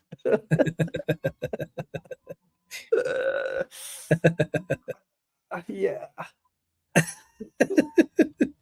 Yeah, you'll have your crew and you see. Yep. Just hire on Glade. Yeah. Do I got job offers over there? Or people starting out $15 an hour? We'll start at that. Yeah. Yeah. There you go. You could probably get, doesn't Ian doesn't he get like high school kids and stuff that for his honey extracting? And I have a lady that helps me, and she's my mentor's granddaughter. Okay. She's 20 something, I don't know, 19, 20. Mm-hmm. But I've been paying her to help, but she knows how to put on mite treatments. She knows how to add supers or check for spacing. She knows how to do mite treatments, mite washes. And I'll tell you what, I was pretty hesitant about getting somebody to, why pay somebody to do what I can do? Right. And it wasn't until Ian, when I was talking to him one day, he had told me a good employee will make you money. And I never, at first I was like, no, they cost you money, right? Like, you're paying an employee. I now see what he's talking about, because I have sent her on tasks, that take 2-3 hours, that allow me to be that 2-3 hours somewhere else. Mm-hmm. Yeah. And it's not that I'm above those tasks, but I can focus more on raising some queens or requeening while she's moving oxalic acid vaporizers around. You know what I mean? Right. Yeah. So that's the plan. Yeah. There was a comment about me being American and Canadian. I wanted to read it. Where was it? Oh yeah, it was. He must not watch my channel and see the stuff that I make. Yeah. I've made some pretty Western stuff, pretty ghetto farm stuff. Yeah. I could probably make my own. In fact, I have considered it, but something like that. If you've got the electrical background, you probably could. Yeah, with a winch. I was going to put the winch on the end of a. Yeah. Thought about it. Yeah. You probably could easily. It'd just be probably the control unit and all that stuff is where. Yeah. You just have to get that stuff figured out, but. Yeah, even if you got a winch and just had an up and a down, that's really all it pretty much is. But yeah. I'll just use the skid steer for now. So yeah, how many supers do you have out now? Like 40, maybe. Not very many. Yep, they've been pretty slow this year. Wow. I expect it to be a last year I harvested 2,500 pounds of honey. This year I'm hoping I'll break. I hope I'll break 1,000 pounds. Wow, that's crazy. Yeah, it's been so dry and and like the wind. I think. Mhm. I mean, we get hot. We get hot here in Utah, but there was a couple weeks ago. It was 108, 105 degrees 4 or 5 days Jeez. in a row, and the wind just sits and blows. Just Yeah, you know what I mean? Nothing is yeah, wet out there. There's no nectar in the plants because right. it's all dried up. Like, yeah, Here, it's and I mean, like I've got just under 650 pounds, and it was what 7 or 8 colonies that I got that from. it's insane. Yeah, Yeah, but you got you two you got what 3 different blooms? I mean, I put my yeah, supers on in the spring and I leave them yeah. all till September. I don't touch them. The one year we had a really wet year and there was a bunch of alfalfa that bloomed and the boxes started to get plugged out pretty good. So Oh, I had to go add. I had to pull the honey and then put the boxes back. yeah. But that You was were the only doing time. like Keith. Yeah, Yeah, but yeah. I know. I this year, like when when I was doing that Demaray, it was each one of those colonies that when I went over and was checking some things, I thought, and this was like the first week of June, so it was very early. I was lifting up some boxes just to check some things, and I mean they had like some serious weight, and I was like, "You got to be kidding me!"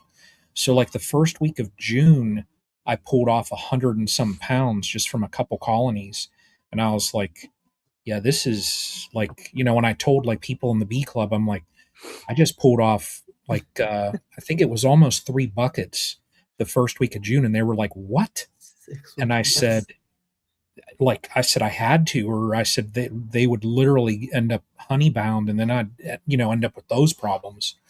And they just packed it on. I mean, as soon as I took it off, they were packing on more. And then after I did my big extraction, I ended up when I was going over just to get prepped and ready for the Apigard. Well, I was going to be requeening and then going into my treatments. I had to pull honey then, and I was like, "All right, stop." It's like just quit because I don't want to clean stuff again. You know, I had already done that. Had already cleaned out my extractor, cleaned out the uncapping tank, had everything all cleaned out, and then I was like, "Son of a." But yeah. yeah, Yeah, once I extract, I'm done. If I pull any more honey, it stays out and the bees rob it yeah, and eat it. yeah. There we go. Well, Glade got it set up here. All you'll have to do is figure out the IRS mileage and Oh yeah. 3 hours. There we go. Yeah, I could just put him up for the week or for a couple days. He That's could it. just stay right. You just stay Yep. right there. Glade. Yep. There's a shower Yep. over here. Get like a. I mean, they got like what those 2 room tents and stuff like that. You could throw a Yeah. tent out there, little outhouse back there. Yeah. You could just use the window. I mean, whatever. Yeah, yeah, yep. $15 an hour, and you'll pay mileage. Well, we'll see about the mileage, but I'll make sure you have Diet Coke if you drink Diet Coke. Yeah, exactly, exactly. See, yeah. I just made a new little this year. So last year I was building some numbers. I wanted to get into the teens. Just with the amount of honey that I need to go to the markets, keep the people happy, in the teens is good. And the amount of honey I have now, I'll probably be good for the rest of my markets, and I'll sell out, and that's good. 600 and some pounds, I sell it for $14 a pound. That's good. My queens this year, where I wanted to like hone in and just get all the genetics straight, I had this darn company the other day. This is the actual little gizmo right here. It's a little label printer.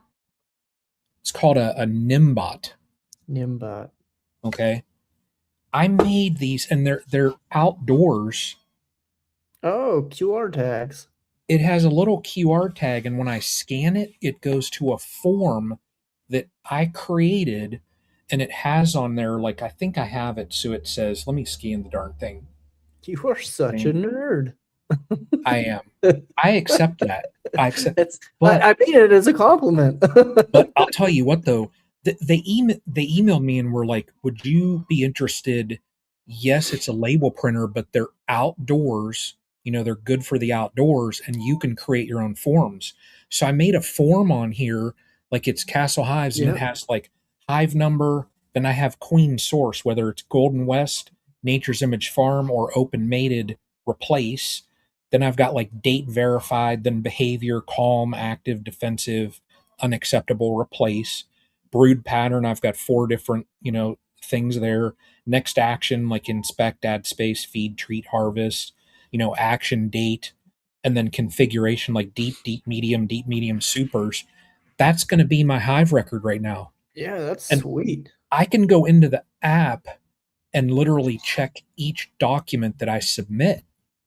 Yeah, that's sweet. So I'm like, I will literally, like, I know, like, I mean, I did the dials with Jason. I am too lazy to make sure that the dials are adjusted right. Well, yeah. I'm too I've bought like a little pad and I was going to write stuff down. I'm too lazy to do that. I'm a tech geek. Yeah. I can said that. I can put this darn thing on my Hive, and I'm going to put it on the back. That way, when I'm standing on the back and I get my ratchet strap set, I can literally scan that thing, go to this form, and just go boop, boop, boop, boop, hit a couple things, submit. Boom. And then I'll know every colony, where every queen has come from, the date she was installed, everything. Yeah, buddy. Yeah. That's going to be my next, like, efficiency thing here. That way I'll keep my, like, my records as far as queens. Because this year, what I had to go through with the darn behavior. Not again. I mean, and there were some, like, Greg come up to help me go through and rip through the colonies and pinch queens before when I was getting the new ones. And he would ask me, "Where's this one from?" And I'm like, "I have no idea. Like, I have no clue, you know?"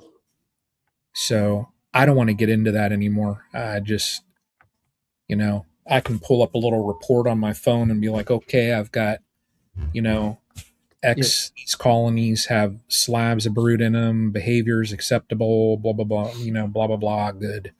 So, right. Yeah, no, that'd be sweet.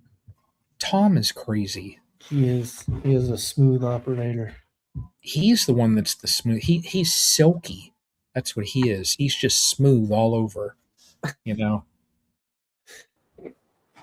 Here we go. You guys. Man, you're quick. I barely had a chance to mute you two. Hey, thanks for bringing me up, Brian. Oh, yeah. It's no problem. Yeah.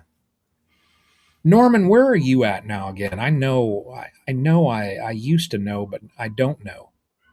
Well, I'm kind of, a little bit new to coming onto the internet and all that. And, thanks for bringing me up. And it's nice to talk to the younger side of the, the bee community. I'm on Vancouver Island in Canada. That's right. There you go. The reason why I knew that is because you said that one time, and I'm fixated at night when I'm trying to find something to watch when I'm going to be falling asleep. I throw on Alone and different shows like that, and they're always up on Vancouver Island and that. Yeah, well, yeah, we got a lot of bush up here, so it's very accessible. Yep. And then there's a cost to actually getting on the island. Like, you got to pay for the ferry fare. So it's like, it keeps people off. Yeah. So it's like, it's like, $150 to pass this point kind of thing. It's not that bad. It's like, you can walk on for like probably $20, and with your car, it's probably $100 or something like that. That's crazy. But Yeah. Uh-oh. Justin has been a member for 12 months. Look at that. Dang. I'm telling you. I didn't even know we were a club. See? That's it. I'm going to have to send out a member's jacket. I go to like an 80s store and get one of those old members jackets. Oh, hell yeah. Yeah. I like See? those. Members club. That's leather. it. It's got to be leather. Yeah. Yeah. Oh, I remember that. Oh, all the emo and goth girls when I was a kid, they had the black jackets that were orange on the inside. Oh, yeah. It's like, sure. Yeah. Oh, yeah. I just saw this darn. I was watching the news the other day, and they were talking about this house, and I don't even know whoever the construction company was that did this. I mean, it had to have been a special request. They built, there's like 2 or 3 chimneys on this house, and they called it the spiral chimney house because the chimneys were spiraled. Like they spun like 3 or 4 times. So weird. This family bought this house and they're going to redo it. And of course they were goth. And the one like teenage kid that was on the news talking, I don't even know how the kid could see because his hair was like straight down over his face. And literally you could barely see his mouth when he was talking on the news. And I was looking and I was like, how in the heck can that kid even see like the reporter? Well, hey, I'll tell you, the goth is still alive and well, and I can tell you firsthand. Today, I just started a relationship with our local winery. I've had my bees on their property for a while, and they're finally carrying it. They finally got around to, putting my honey on, on their shelves. Mm-hmm. And the contact person is this beautiful little goth girl, which I it's like, sure, okay. Yeah. So my niece, not only are they still around, they're running stuff. Yeah. My one niece, she dresses like that. So, and she used to complain to her father. She'd complain to my brother because people would look at her and he was like, Isabella, you dress like a witch and you have lightning bolts on the side of your face. When you're going to like a store, you go to a mall and like you're dressed like somebody would think during Halloween and you're doing it every day of the year, you're probably going to get looked at. And she's like, well, I'm sick of it. And he's like, well, then don't dress that way. Well, then come with me to Costco. We'll sort that right out. Yeah. Yeah. But no, there's still a handful that I see around here. Not many, but that kid the other day, I thought, I think it's coming back. I think it's a thing. I bet Tom went through a goth phase. Mm-hmm. Tom probably did. I could see it. That's probably how he got Melissa. I could see it. I could see Tom goth phase for sure. He was moody. Bad. He was moody and solid. It was preppy. Yeah. The only thing that when I saw the kid on the news the other day, though, I gave him props, though, because he was a young kid. He was a teenage kid. I think he was like 17 or something. He had a Tool t-shirt on, though. If you know the band Tool. Oh, yeah. I've been to several of their concerts. I in fact, we got autographed posters over here. They're not in view, just they're not appropriate posters. You know Tool. Oh, yeah. I've been to Tool. Oh, yeah. Yeah. Yep. Yeah, the kid had a Tool shirt on, and I looked and I was like, all right, I give you props there, kid. So I had a really good run of concerts when I'm going to say I was probably in grade 10 or 11. I went to, and all these tickets were given to me because I was kind of loosely involved in like the music scene like in and around high school. Like I wasn't a musician. I was more of a like organizer, promoter kind of guy. Mm-hmm. But I got to see Nirvana. I got to wow. see Tool. And That's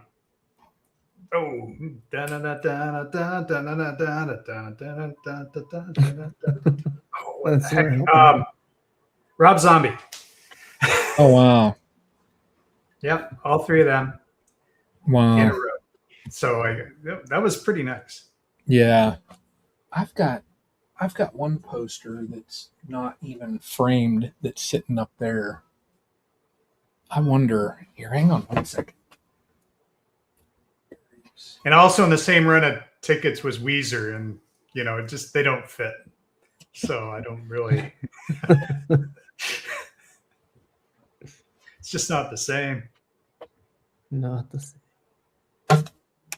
How long you been beekeeping?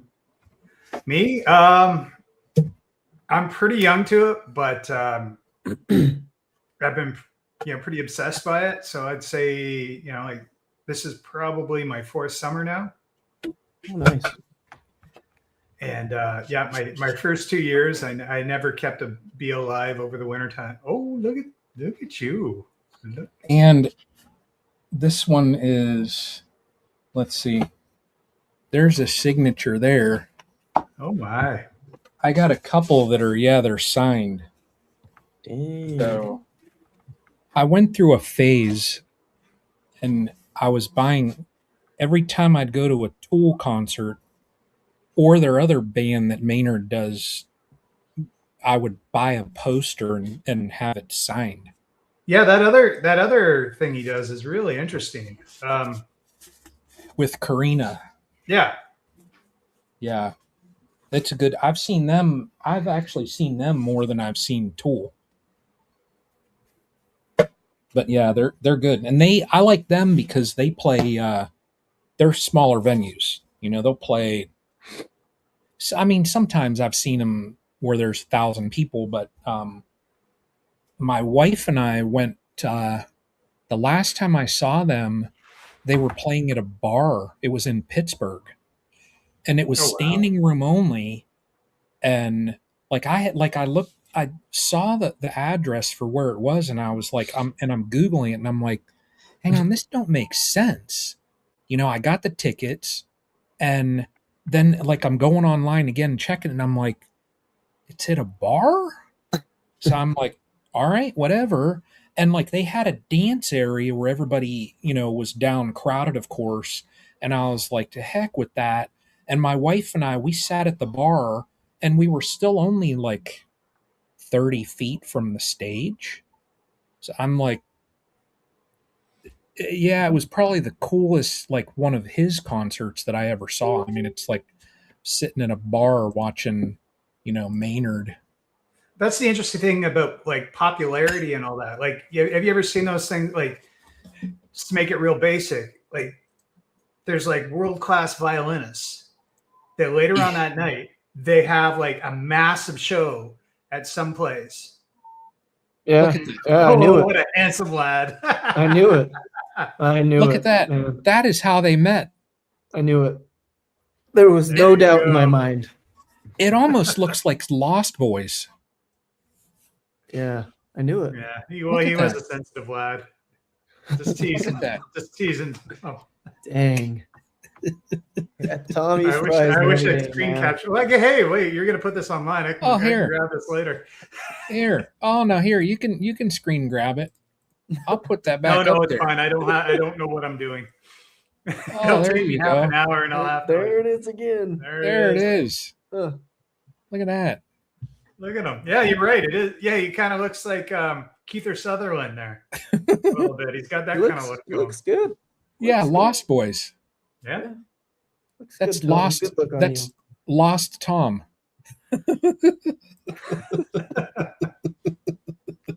He's only human, and he wants you to know you. Oh my God! Like anybody else does.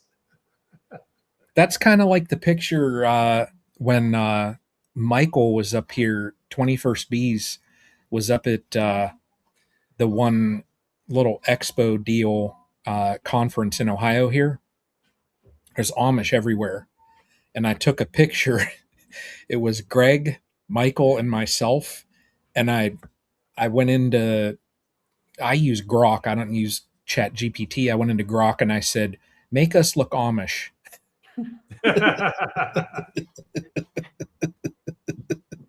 Oh my God. I like Tom's They comment. made you Gothic Amish.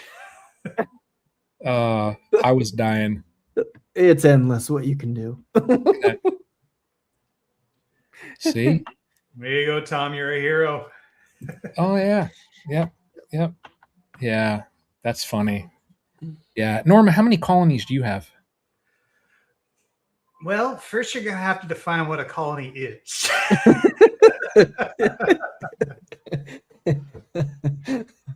How many? Does a box with dead bees count as a colony? No. Like, is a box a colony? Well, I got apartment buildings happening right now.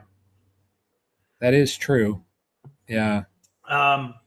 Right now, I probably have just under 100 like Oh, okay.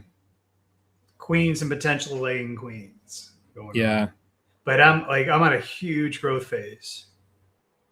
So like basically this winter I had 23 just to back up. Okay, my first 2 years couldn't make bees live through the winter time. Like the first year, you know, they made it to maybe February, and you know, one starved out and the other one, you know, started coming to disease or something like that. Second time they made it through, but they didn't make it all the way through. And they're like up where I'm at, it's like, it's a really long winter. Yeah. Oh yeah. So it's like where you guys are out, it's like, yeah, they would have lived, but where I'm at, it's like, no, there's still another month. Yeah. And then they're still alive through that month, but then they're like this little death ball of bee. Like the queen's alive, she's trying to lay, and there's just like this little soft ball of bees, and they never make it, right? So I was dealing with that the second year and the third, but last year I got 23 hives through, and I started with 23 hives. So last year I was the greatest beekeeper who ever lived, like 100% success ratio. I was very pleased with myself. And yeah, just yeah, exactly. Yeah, I've just basically expanded from there. So I basically I want to get up to about like 200 hives or something like that. My goal this year was like 120, and I'm at like just under 100 right now. I think I'm done with my splits. But yeah, it's like I make my own frames, I make my own boxes, so it's a lot of work. Yeah. But when I'm done, like you see these things over here, right? Like that's like they're insulated boxes with like cedar lined inside. Like they're pretty luxurious. Okay. Like that's a normal hive, and that's what I make. Yeah. Like that's one on the far side. So it's like it's another 2 inches of insulation on it, and then like the roof on top of it. So you're doing like ETN does. ETM, I don't. ETN Tardif. He where is he at in Canada? Oh my gosh, I wish I knew where he was at in Canada. He's way up there though too. Like he's a sciencey guy. Like he's got the gadgets and all that runs like the numbers, the temperatures and weights and all that stuff, and he's very sciencey. But yeah, he's been he's spoken at the expo in January. He does that. His setups are similar, like they're thick like that. Glade says well, the I have another thing for mine. Like we don't get super cold like a lot of Canada does. Like basically we end up at like 4 degrees and 100% humidity for the entire winter. It's just like, and like there's just everything's wet the whole time. Yeah. And it's like 4 degrees Celsius or under. So like that's, you know, water freezes at 0, right? So it's like just above freezing. So what I end up doing with these is like these are double open. Like the new trick I did that actually saved all my bees was all my bottom boards open on both sides. Huh. So instead of having a back to it, I in the wintertime, I leave the front open. So I got a 3/8 inch open area in the front. And I got a 3/8 inch open area in the back. And the rest of that thing is an igloo. And it's not really windy where I'm at. So it's not like they have like cross breezes going on. So like they can control their temperature. And if they want to push air around, they can push air down and I can get out. And I experimented. Like there was a couple I was, had the backs closed over the wintertime. And it was such a swampy mess in there. Like it was just foul what was going on in the bottom of the hive. So it's like, it started off as an scientific experiment where you're like, okay, these ones will have a back to it and these ones I won't. And it's like halfway through, it's like, yeah, I see the result. And it's like, I'm not doing science anymore. I'm just, I'm being a farmer. Yeah. Yeah. Huh. But that's what seems to work for me right now. It's like airflow, but at the same time, you want to, control that air envelope above it. So right. I've learned that too. I used to wrap my colonies, and everybody when I first started, they're like, "Oh, you got to have like a double deep, and it's both boxes have to be packed, edge to edge with honey, and you got to have." Like people were saying 110, 120 pounds of weight on them and all this stuff. And I'm like, holy, and I mean, I've overwintered a 7-frame colony here. It's just, those strong colonies, they handle it, but it's like that heat dome, like what you're talking about, the insulated inners. That's what I've more leaned towards in the last few years here, is just to make sure that it holds that heat up top there. And I've had more success just doing that than anything else. Yeah. It's like if your top is insulated, you can almost have like a screen on the bottom. And it's like they'll just keep their heat, like unless you're in a windy area, then that would be different. Yeah. But if it's not windy, if like you have a really still area, odds are it'll do. Yeah. Anyways, that's where I'm at right now with my scientific experiments. That's what I do right there. Top insulation and no upper entrance. Yeah. Yep. Gotta roll out. Bracken, you take care, buddy. Good talking to you. Norman, nice to meet you. I'm Bracken. Nice to meet you too, Bracken. I just went and found your channel. I'll check it out. I want to see some of your stuff. I'm not very good at videos yet. I will promise I will try and do better. Go look at mine. We'll compare. Okay, I will definitely. All right, see you guys. Bracken, I'll see you, buddy. Good chatting with y'all. I'll see you. See you. Yeah, I don't think I've made a video since the spring. Oh, I'm horrible. I've been bad. I mean, this year I thought that I was going to do more, but the last probably month and a half, it's just life, You get busy doing stuff, and it's just like, I mean, when Greg come up here, he asked me, he said, when he pulled in, he said, first, okay, all right, what do you want to do? And I was just pointing, okay, this row is this and that row is this. And then he was asking about this. And I said, we're not doing any of that. I said, we're just going to work the bees, So filming stuff. I have the same problem. It's like over the last couple of days, I had 14 virgin queens that I had to basically beg, borrow, and steal bees and like manipulate everything to find homes for them all. And it's like, it would have been like, had I done it from a production point of view, and I'm not a production guy for videos, it would have been really interesting. But I don't have time for that. Yeah. It's like, it was a long day. Yeah. I've like, you might not be doing as many, but the info has drastically improved. There you go. That's what I've been focusing on there. So I've been trying just to cover certain things. I mean, like filming, it's certain things when I go over there, it's like, I mean, if you're doing just a basic little beekeeping task, it's like, why film it? Why complicate? You're going to have this simple basic task that you need to get done that could take you half an hour to rip through the yard and do. And then you're going to complicate it by adding all of this stuff. And then you're going to have to, and set aside from this, then you got to sit and edit it. That's going to take hours. I don't want all that. There's certain times where I don't want it. It's like this year when I did my honey extraction.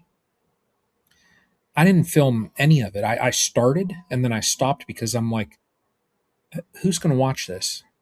How many Well, people have watched honey extraction? I want to tell you though, like while you're doing all these other stories with all these other things, I really loved your through line of, you had that really angry hive. Oh, and it's yeah. a horror, like nightmare for you. But for me, from my end, it's like just watching you, just deal with it, video after video. Yeah. Like, and that's the thing, like it's a nightmare for you. And it takes Yeah. you all this extra time, all this extra equipment, just trying to, get through it. But you got the bits through it. And then finally you're like, okay, I'm, kind of on top of it. And like, they're good now.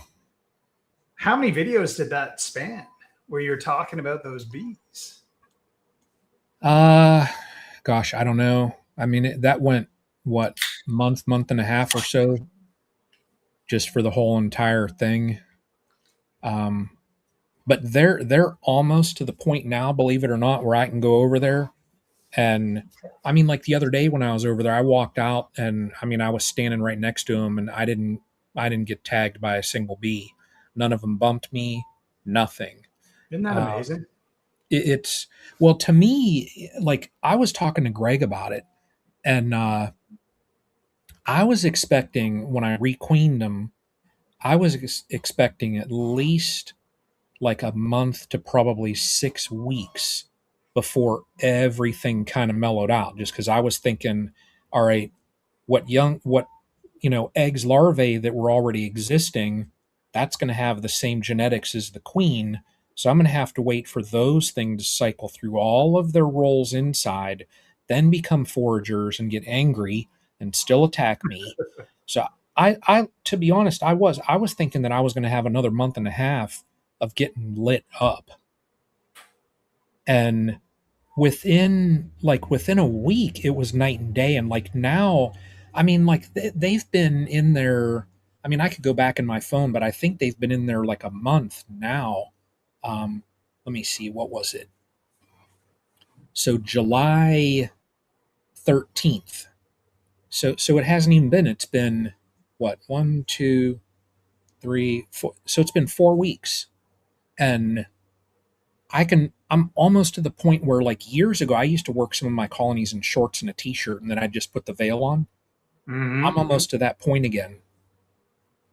Their behavior, it's like that. I mean, when I was putting the Apogard on the other day, I mean, I literally was just sitting there looking at it and they almost look like they were pot bees, just hired in a kite doing their little thing, walking slow motion. I'm looking at them, I'm like, this is crazy. You pull up a frame and they're just, they're not real flighty running around. They're just doing their thing, walking around. And I'm just like, this is joy again, Yeah. You get back to that. Like, and that's what I that was a big thing for me this year. I was lucky enough. Last year, I bought a couple of Golden West Queens. Oh.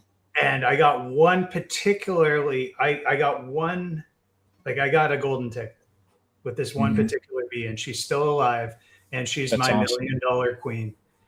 Yeah. And I have moved all my other bees out of this particular yard. This is my kind of, it's where I generate my queens, and it's the home yard where I do all the the micromanaging. Yeah. Basically, this is the yard I ruined.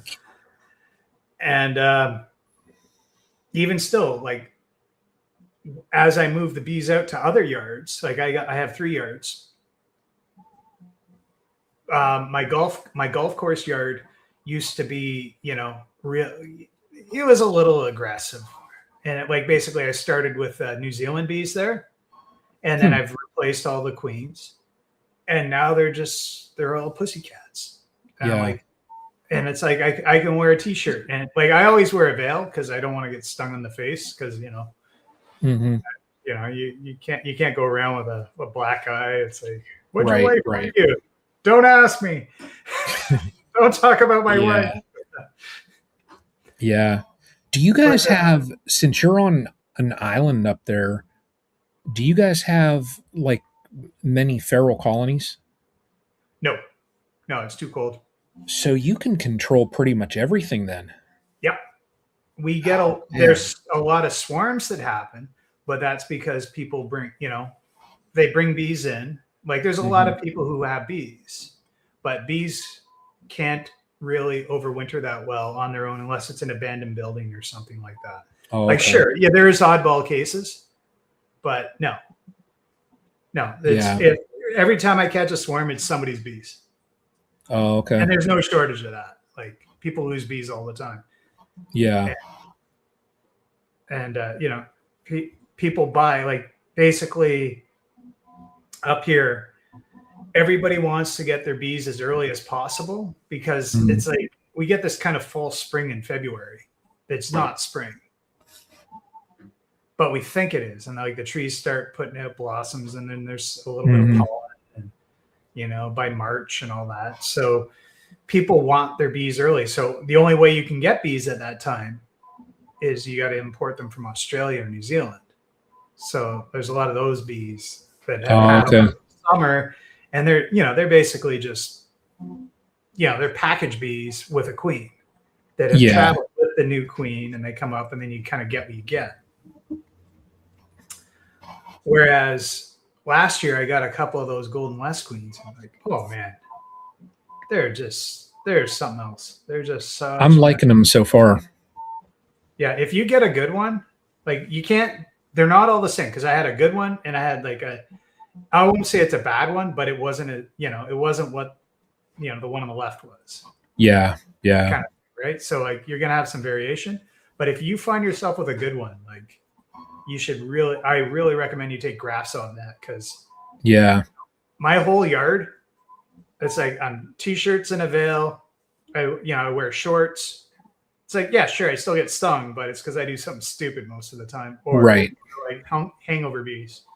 And like even like my out yards now, where I had moved out all the queens, and they're like, these yards are far enough away that they can't mate with the home yard.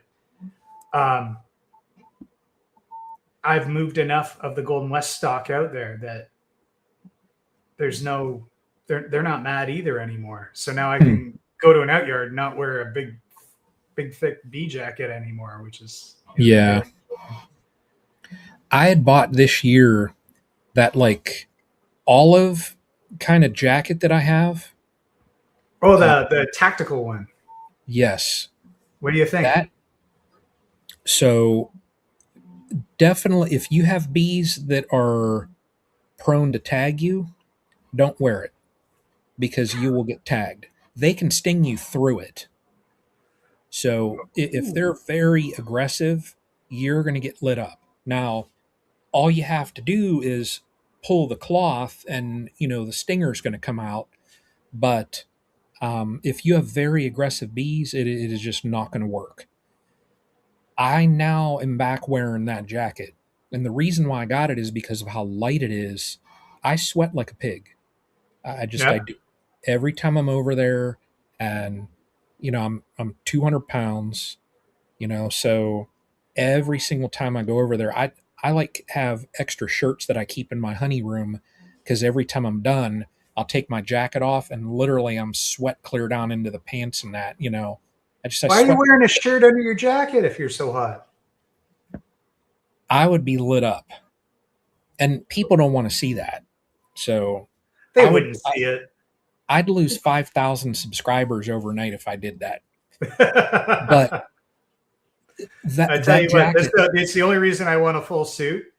Is like if I got enough yards and I'm like, this is my day. It's like put the suit on. There'd be nothing under Yeah. that suit. No, I like that jacket though. I mean, it's very light. Like I said, the only thing about it is you do get stung. So when I had the nasty like Satan hive, if if I had that jacket on, I would have probably been in the ER. Wow. I mean, it was bad. Yeah. Well, I mean, you saw the videos. There was, you know, how many damn bees were on me. So, and I had to walk down through the woods, through shrubs and stuff, with a smoker. And I had my bee brush and was just brushing them off of me, clear back up into the woods where my corn feeder is, where I've been hunting. So it was bad. But yeah, and I can't speak to that at all because like when I'm even talking, even the bees I started with, it's like, yeah, sure. I like the worst I've ever had is like, maybe like 5 or 7 bees go after me at once. yeah, It's like, you crack open a box and they all go after your thighs, like that kind of thing. right. That's about the worst. And then they're around you and they're sticking your hands and they're trying to go after your face. Yeah. Like they're aggressive, but not like what you're talking about. Yeah. James, my gloves that I have been wearing now, they're those nitro gloves. They're the orange ones. You can get them on Amazon. I forget what mill they are. But I mean, you can get tagged through them if the bees really hammer at you. But they've got like on the palms and on the fingers, they've got like grippy things. They're like kind of grooved. So that way they're nice because then for grabbing frames and stuff like that, like some of the nitro gloves, if you're sweating like a pig like I do, they just they end up tearing. They're not good. The orange ones, they're good. Will they actually absorb a little sweat? No, I mean when I take them off, I can literally, if I just go like this, Yeah, you'll see like the sweat just fly out of the glove. yeah. But I can't do gloves for that like, oh my god, my hands sweat. I am a sweaty hand boy.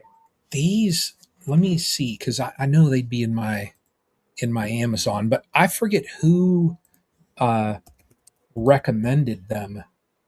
And yeah, here they are. They're 8 mil. Here, I'll just share my screen. See them there? Yeah. How they're like. Oh, they got a little action. Yeah. Yep. Yeah, they're 8 mil. Heavy duty industrial orange. Yeah. No, they're pretty good. I mean, they I have yet to have one of those tear. Like the blue ones, you wear those things and they tear like crazy.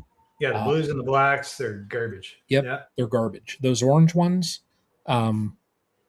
perfect. So, yeah, and when I put them on, then the little in the jacket, you know how you've got the little thumb jobby, that little strap. I put that then over top of the glove, and it's perfect. Yeah, I don't have any issues. So, and DC's asking how do they hold up to propolis. I've not had any issues. So I've had them actually where I'm putting like my 10th frame back down in the brood chamber. And of course you get a glove that gets stuck, and then I'm doing this and I'm pulling on the glove and then it'll snap back. So they don't break easily. Oh, wow. Yeah, they're pretty tough. Yeah. So sales of orange gloves are going to go through the roof tonight. Well, I guarantee it. Yeah. Hey, everybody buy them right away because, they're probably made in China and they probably are. They make the first round of stuff really good. That's how they do it. They make them fantastic and then the quality goes down. So buy them now and sit on them. Yep. I need to actually buy another set. I need to get another box probably here soon because I think I'm about halfway, or maybe, I don't know, maybe I got a third of that box left. So, but no, I hate, like, I've got Apis tactical gloves. I've got other gloves. I had gloves that I was selling that I still have some that I don't even wear those. They're what, cowhide. I hate wearing beekeeper gloves. Yeah, me Despise them. too. Me too. I have one pair of beekeeper gloves. I've worn it once, and it was only because like it's the one time I'm going through a hive and they're actually lighting up my hands, and I'm like, it's like you guys are kidding me. So I got like 7 stings in my hands, and I'm like, okay, well, I Yeah. guess we're not doing this anymore. And I go back to the car and pull out the gloves and put the Yep. gloves on and get through it. Yeah. Yeah. But there was extenuating circumstances with that particular hive at the time. Yeah. Yeah. Queen issue, and like I'm trying to get a Golden West queen adopted into. That's the other thing that I've noticed. There's different strains of bee. Like some bees gel really well, and some don't. So it's like you can introduce like any Golden West to an Italian and like any of those lines, and it's really painless. But then there's the what's that Canadian the Saskatraz bees. Yeah. I actually have a real good source for Saskatraz queens. Like I know a guy who's like really hooked up with guys in the prairies, so it's like I just go there. I can get them tomorrow. I could probably get 20 if I wanted them, but they don't gel with my bees at all. So it's like I can't. Yeah, they don't mix. Yeah. So Craig it's like they're either gonna kill the queen or the bees are. Craig always says he's like, honeybees are racist. No, they are. Because certain lines they just they don't gel. They do not at all. Yep. Yeah, you're exactly right. Yeah. Yep. Yeah, what DC says they're Saskatraz, they're jerks. I had a pair of those Saskatraz that I tried before, and I didn't really like them. And it goes both ways too. It's like I had Saskatraz queen that that poor little hive got just so beaten up, and it's like all the other bees, like there was just no mercy. They're just like, no, we don't like you. Yeah. And it's like all the other hives around it just robbed it out and just were relentless on it. It's like I think it was even like they were on pollen at the or they were on there wasn't a huge flow, but there was a flow at the time, and I was giving them sugar because I was trying to keep these particular bees alive, and they still went after that hive. Wow. Whereas now it's like it's August and everything should be shut off right now. It's like I'm making queens, I'm moving things around, I'm throwing virgin queens into hives, and like here's a frame of bees, here's a queen, joink. Yeah. And they're doing it. Like, I think not the last round, but the round before, it's like, I think I lost, as far as the ones, like, I made lots of mistakes up until the point. But as far as getting bees into the hives with their queen, I had one hive, like, abscond, like, where there's no bees in that hive. And that was probably, I think it was like 16 of those hives at the time. So. Oh, wow.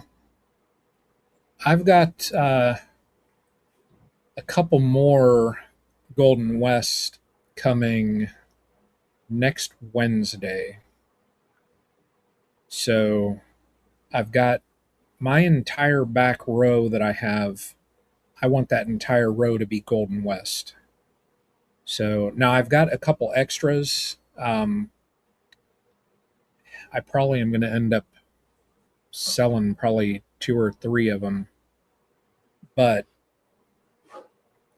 I don't know. I may set them up in just small little nukes just until I know what my take rate is, and then if I need an extra, I've got it sitting there. But I'll know next week though. The ones that have my Gold West, I'll probably look at their brood chamber just to kind of see what their pattern is, because it would have been 5 weeks. So, But yeah, they're doing good. I'm impressed with them so far. So Yeah, like I said earlier, if you get a good one, like it's so beyond. I don't know if they're all like this or I just got a golden ticket, yeah. but man, I know like mine, they vary in color. Like I had one of them that you'd almost like you look at it and you think, oh, it kind of looks like an Italian. And then I've got one of the Golden West also that is solid jet black like that. I haven't got any like that, but yeah, I got all the way from like totally blonde to a little bit of red to like tiger stripe. Yep. Like no pure blacks, like nothing Russian looking. Yeah. But all the way through that, and they all have like slightly different, personalities. Mm-hmm. Some are real. Some of these queens, like that's the thing. Like I pull them out of the incubator, and it's like some of them are actually like kind of cuddly. Some are really flighty. Yeah. These I did notice when I got them that now I know nothing about. I mean, I could probably talk to Medeiros and ask him because he was out at OHB. I got him from Oliveira's, and when I got them, they almost looked like they had been in a colony. Like they looked developed. Mm-hmm. They had almost looked like they had been in a colony for a month or so, at least. That's how they are. Like when my last batch, straight out of the what am I saying? Out of the wax capping.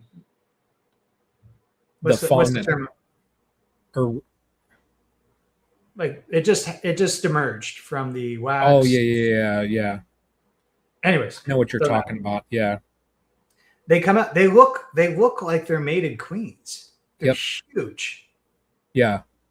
And not all of them. So, yeah. Not all of them are huge like that, but some of them, like they're just big and they're like, like how like a really well-mated queen kind of moves her. Like they're not sluggish, but they're kind of like fat girls wandering around as far as a bee's concerned. Yeah, thank you guys. Yeah, the cell. Yeah, there's the word I was looking for. Yeah. No, I did notice that. I mean, the size on them was noticeably different. So, and my take rate now, I put 7 in. One of them was probably my bad, and they killed one.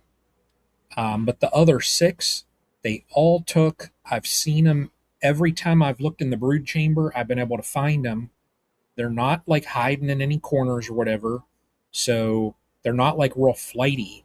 No, they'll fly on you though.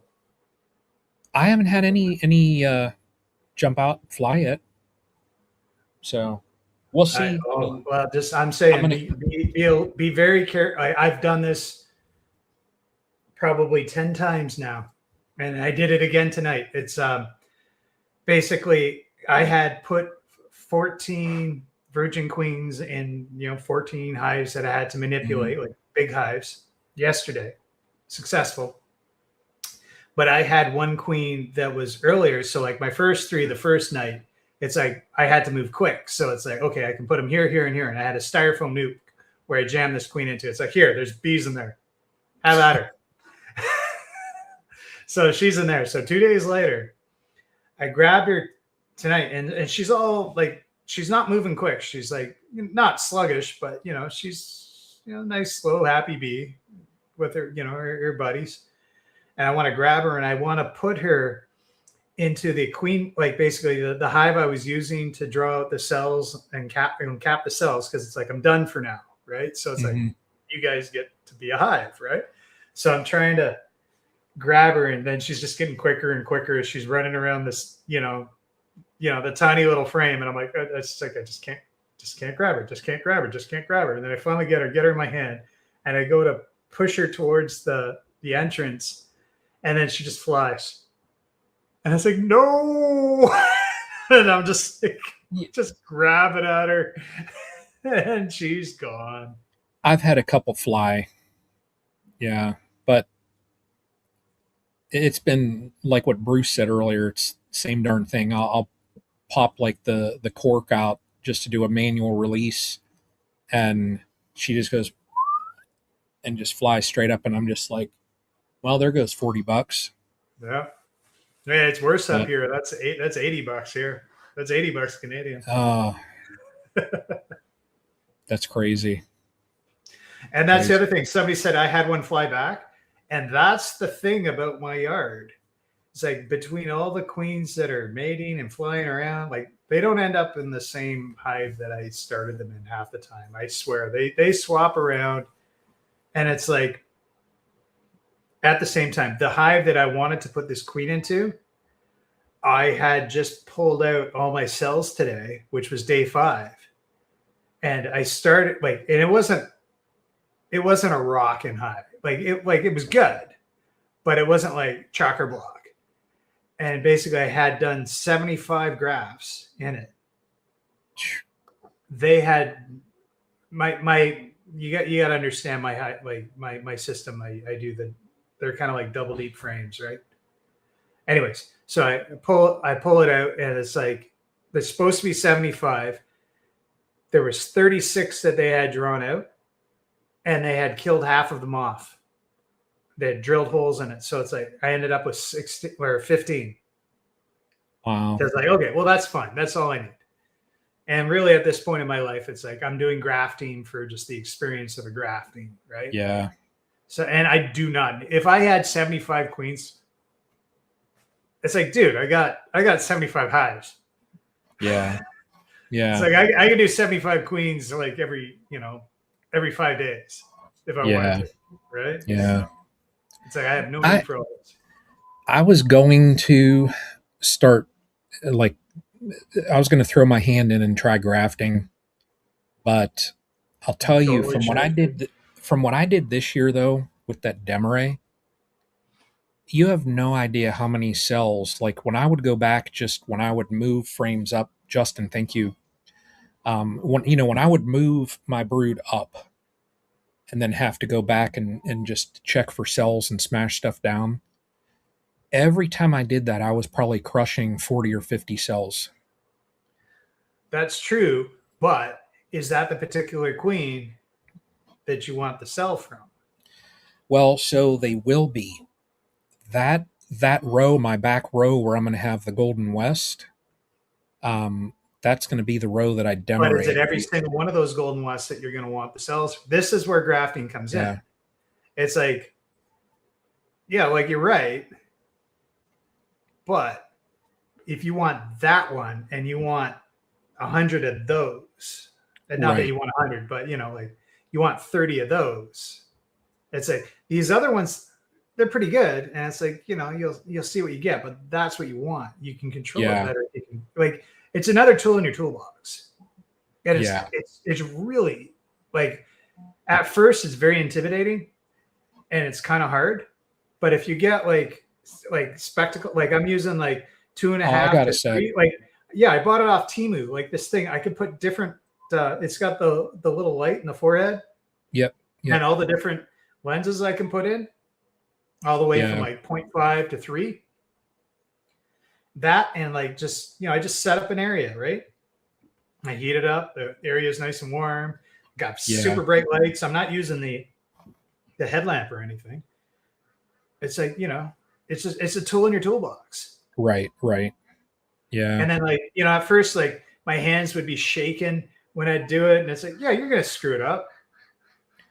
I'm not. My hands though aren't that bad because I worked in healthcare years ago, so I know how to draw blood. I know how to start IVs and all that stuff, and you had to have a very steady hand. So I'd be fine. Yeah. Yeah. There you go. And that's the thing. It's all about the vision. If you can see it, you can do it. Yeah. What DC's saying there, that's what I'm going to do next year. I'm going to cut cells. I make better queens when you can, Norman. Yeah. I don't know. I'm making some good picks right now. I'm pretty pleased with myself. Yeah. Yeah, I'm just going to cut cells on my Demarays. And I'll tell you, I probably will only do it to certain ones. Like you say, if I identify a certain queen that just behavior and everything about her is just rock solid, that'll be the one that I pull cells from. Well, and that's the thing. The one you want the cells from doesn't make any cells. Well, with the Demaray, they will. Well, she might make a few, but what if she didn't? Like, wouldn't you want that one even more? Yeah. Because that makes your life even easier, right? Yeah. But the so Demaray, like the queen you want doesn't make doesn't make a lot of queen cells. With the Demaray method, though, they do. Regardless, they do. Because how I did mine this year, like I would have a deep and then 3 mediums, or I mean, there were 2 of them that had 4, and then I'd have another deep on top of that. And when I moved all that brood up top, you figure there was 4 boxes in between them. They made cells. I mean, there was the 2 bigger ones. Oh God, I was smashing 20 some cells out of each one of them. There was one frame I had a picture of. I used to have a picture of it. I probably deleted it, but I pulled up one frame and there was like 7 cells on it, and they were spaced out. I could have easily. I took a picture and I sent it to Greg and Bruce, and I was like, "Look at this." And I said, before you even respond, Greg, I said, "I know you're saying that's this amount of money." Because he looks at the cells and he's like, "Yeah, I could sell that one for this much. I could sell that one for that, But they'll pump them out. Well, then maybe then there's the other thing. It's like, do you need to have your upper box that far away from how many boxes away is your top box from your lower box? 3 or 4. And do you need 3 or 4 boxes in the first week? So my configuration, it's a deep medium. And then when I add my supers, when our flow starts, I throw 2 on just so I stay ahead of them. So it'll be a deep and then 3 mediums is my typical. When I did the Demaray, just because you're not splitting that colony at all, I had a couple of them where I had to put a 4th medium on. So they would have a deep, 4 mediums, and then when you shift brood up above, you're adding another deep up top. And they just became massive.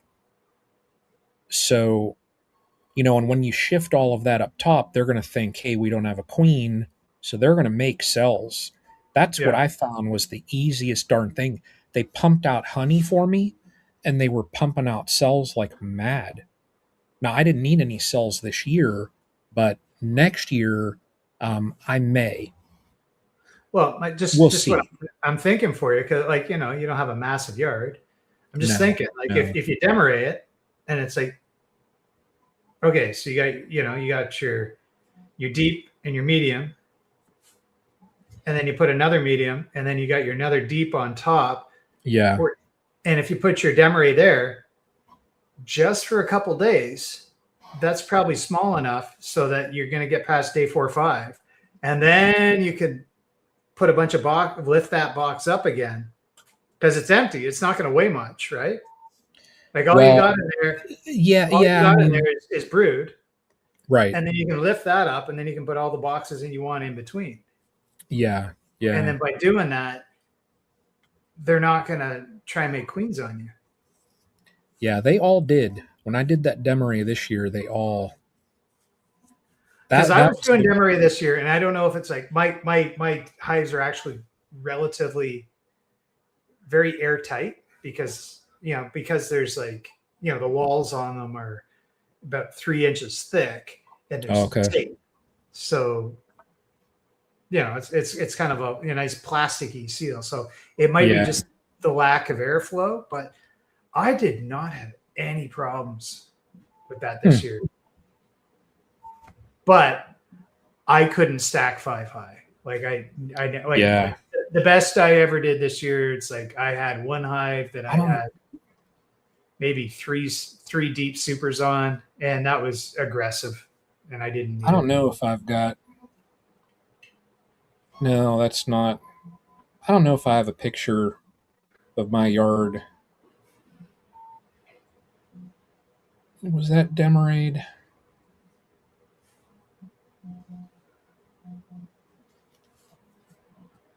Those were 2 deeps and 3.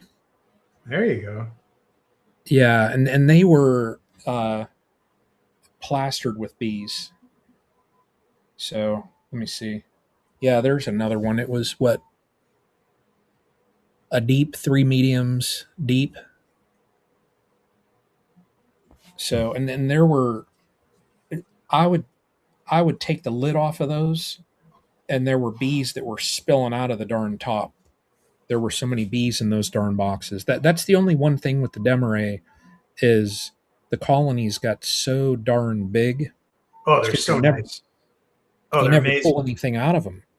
Yeah. Well, yeah, and then and that's the thing too. It's like you're doing the Demerey, and then it's like 4 days goes by, and you're like, you want to do a split somewhere else, and you're like, hey, I know where there's.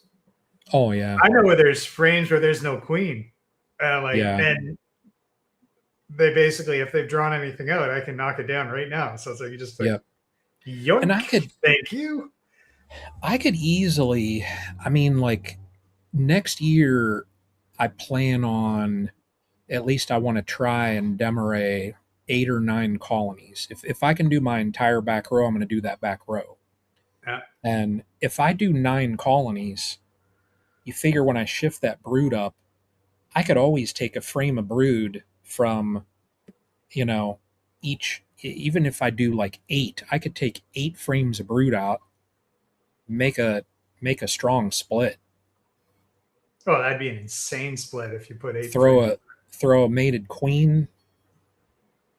I mean, it's overkill. You don't need. Yeah, that's yeah, too strong. But I could do that 2 or 3 times because I did the Demerey 3 times.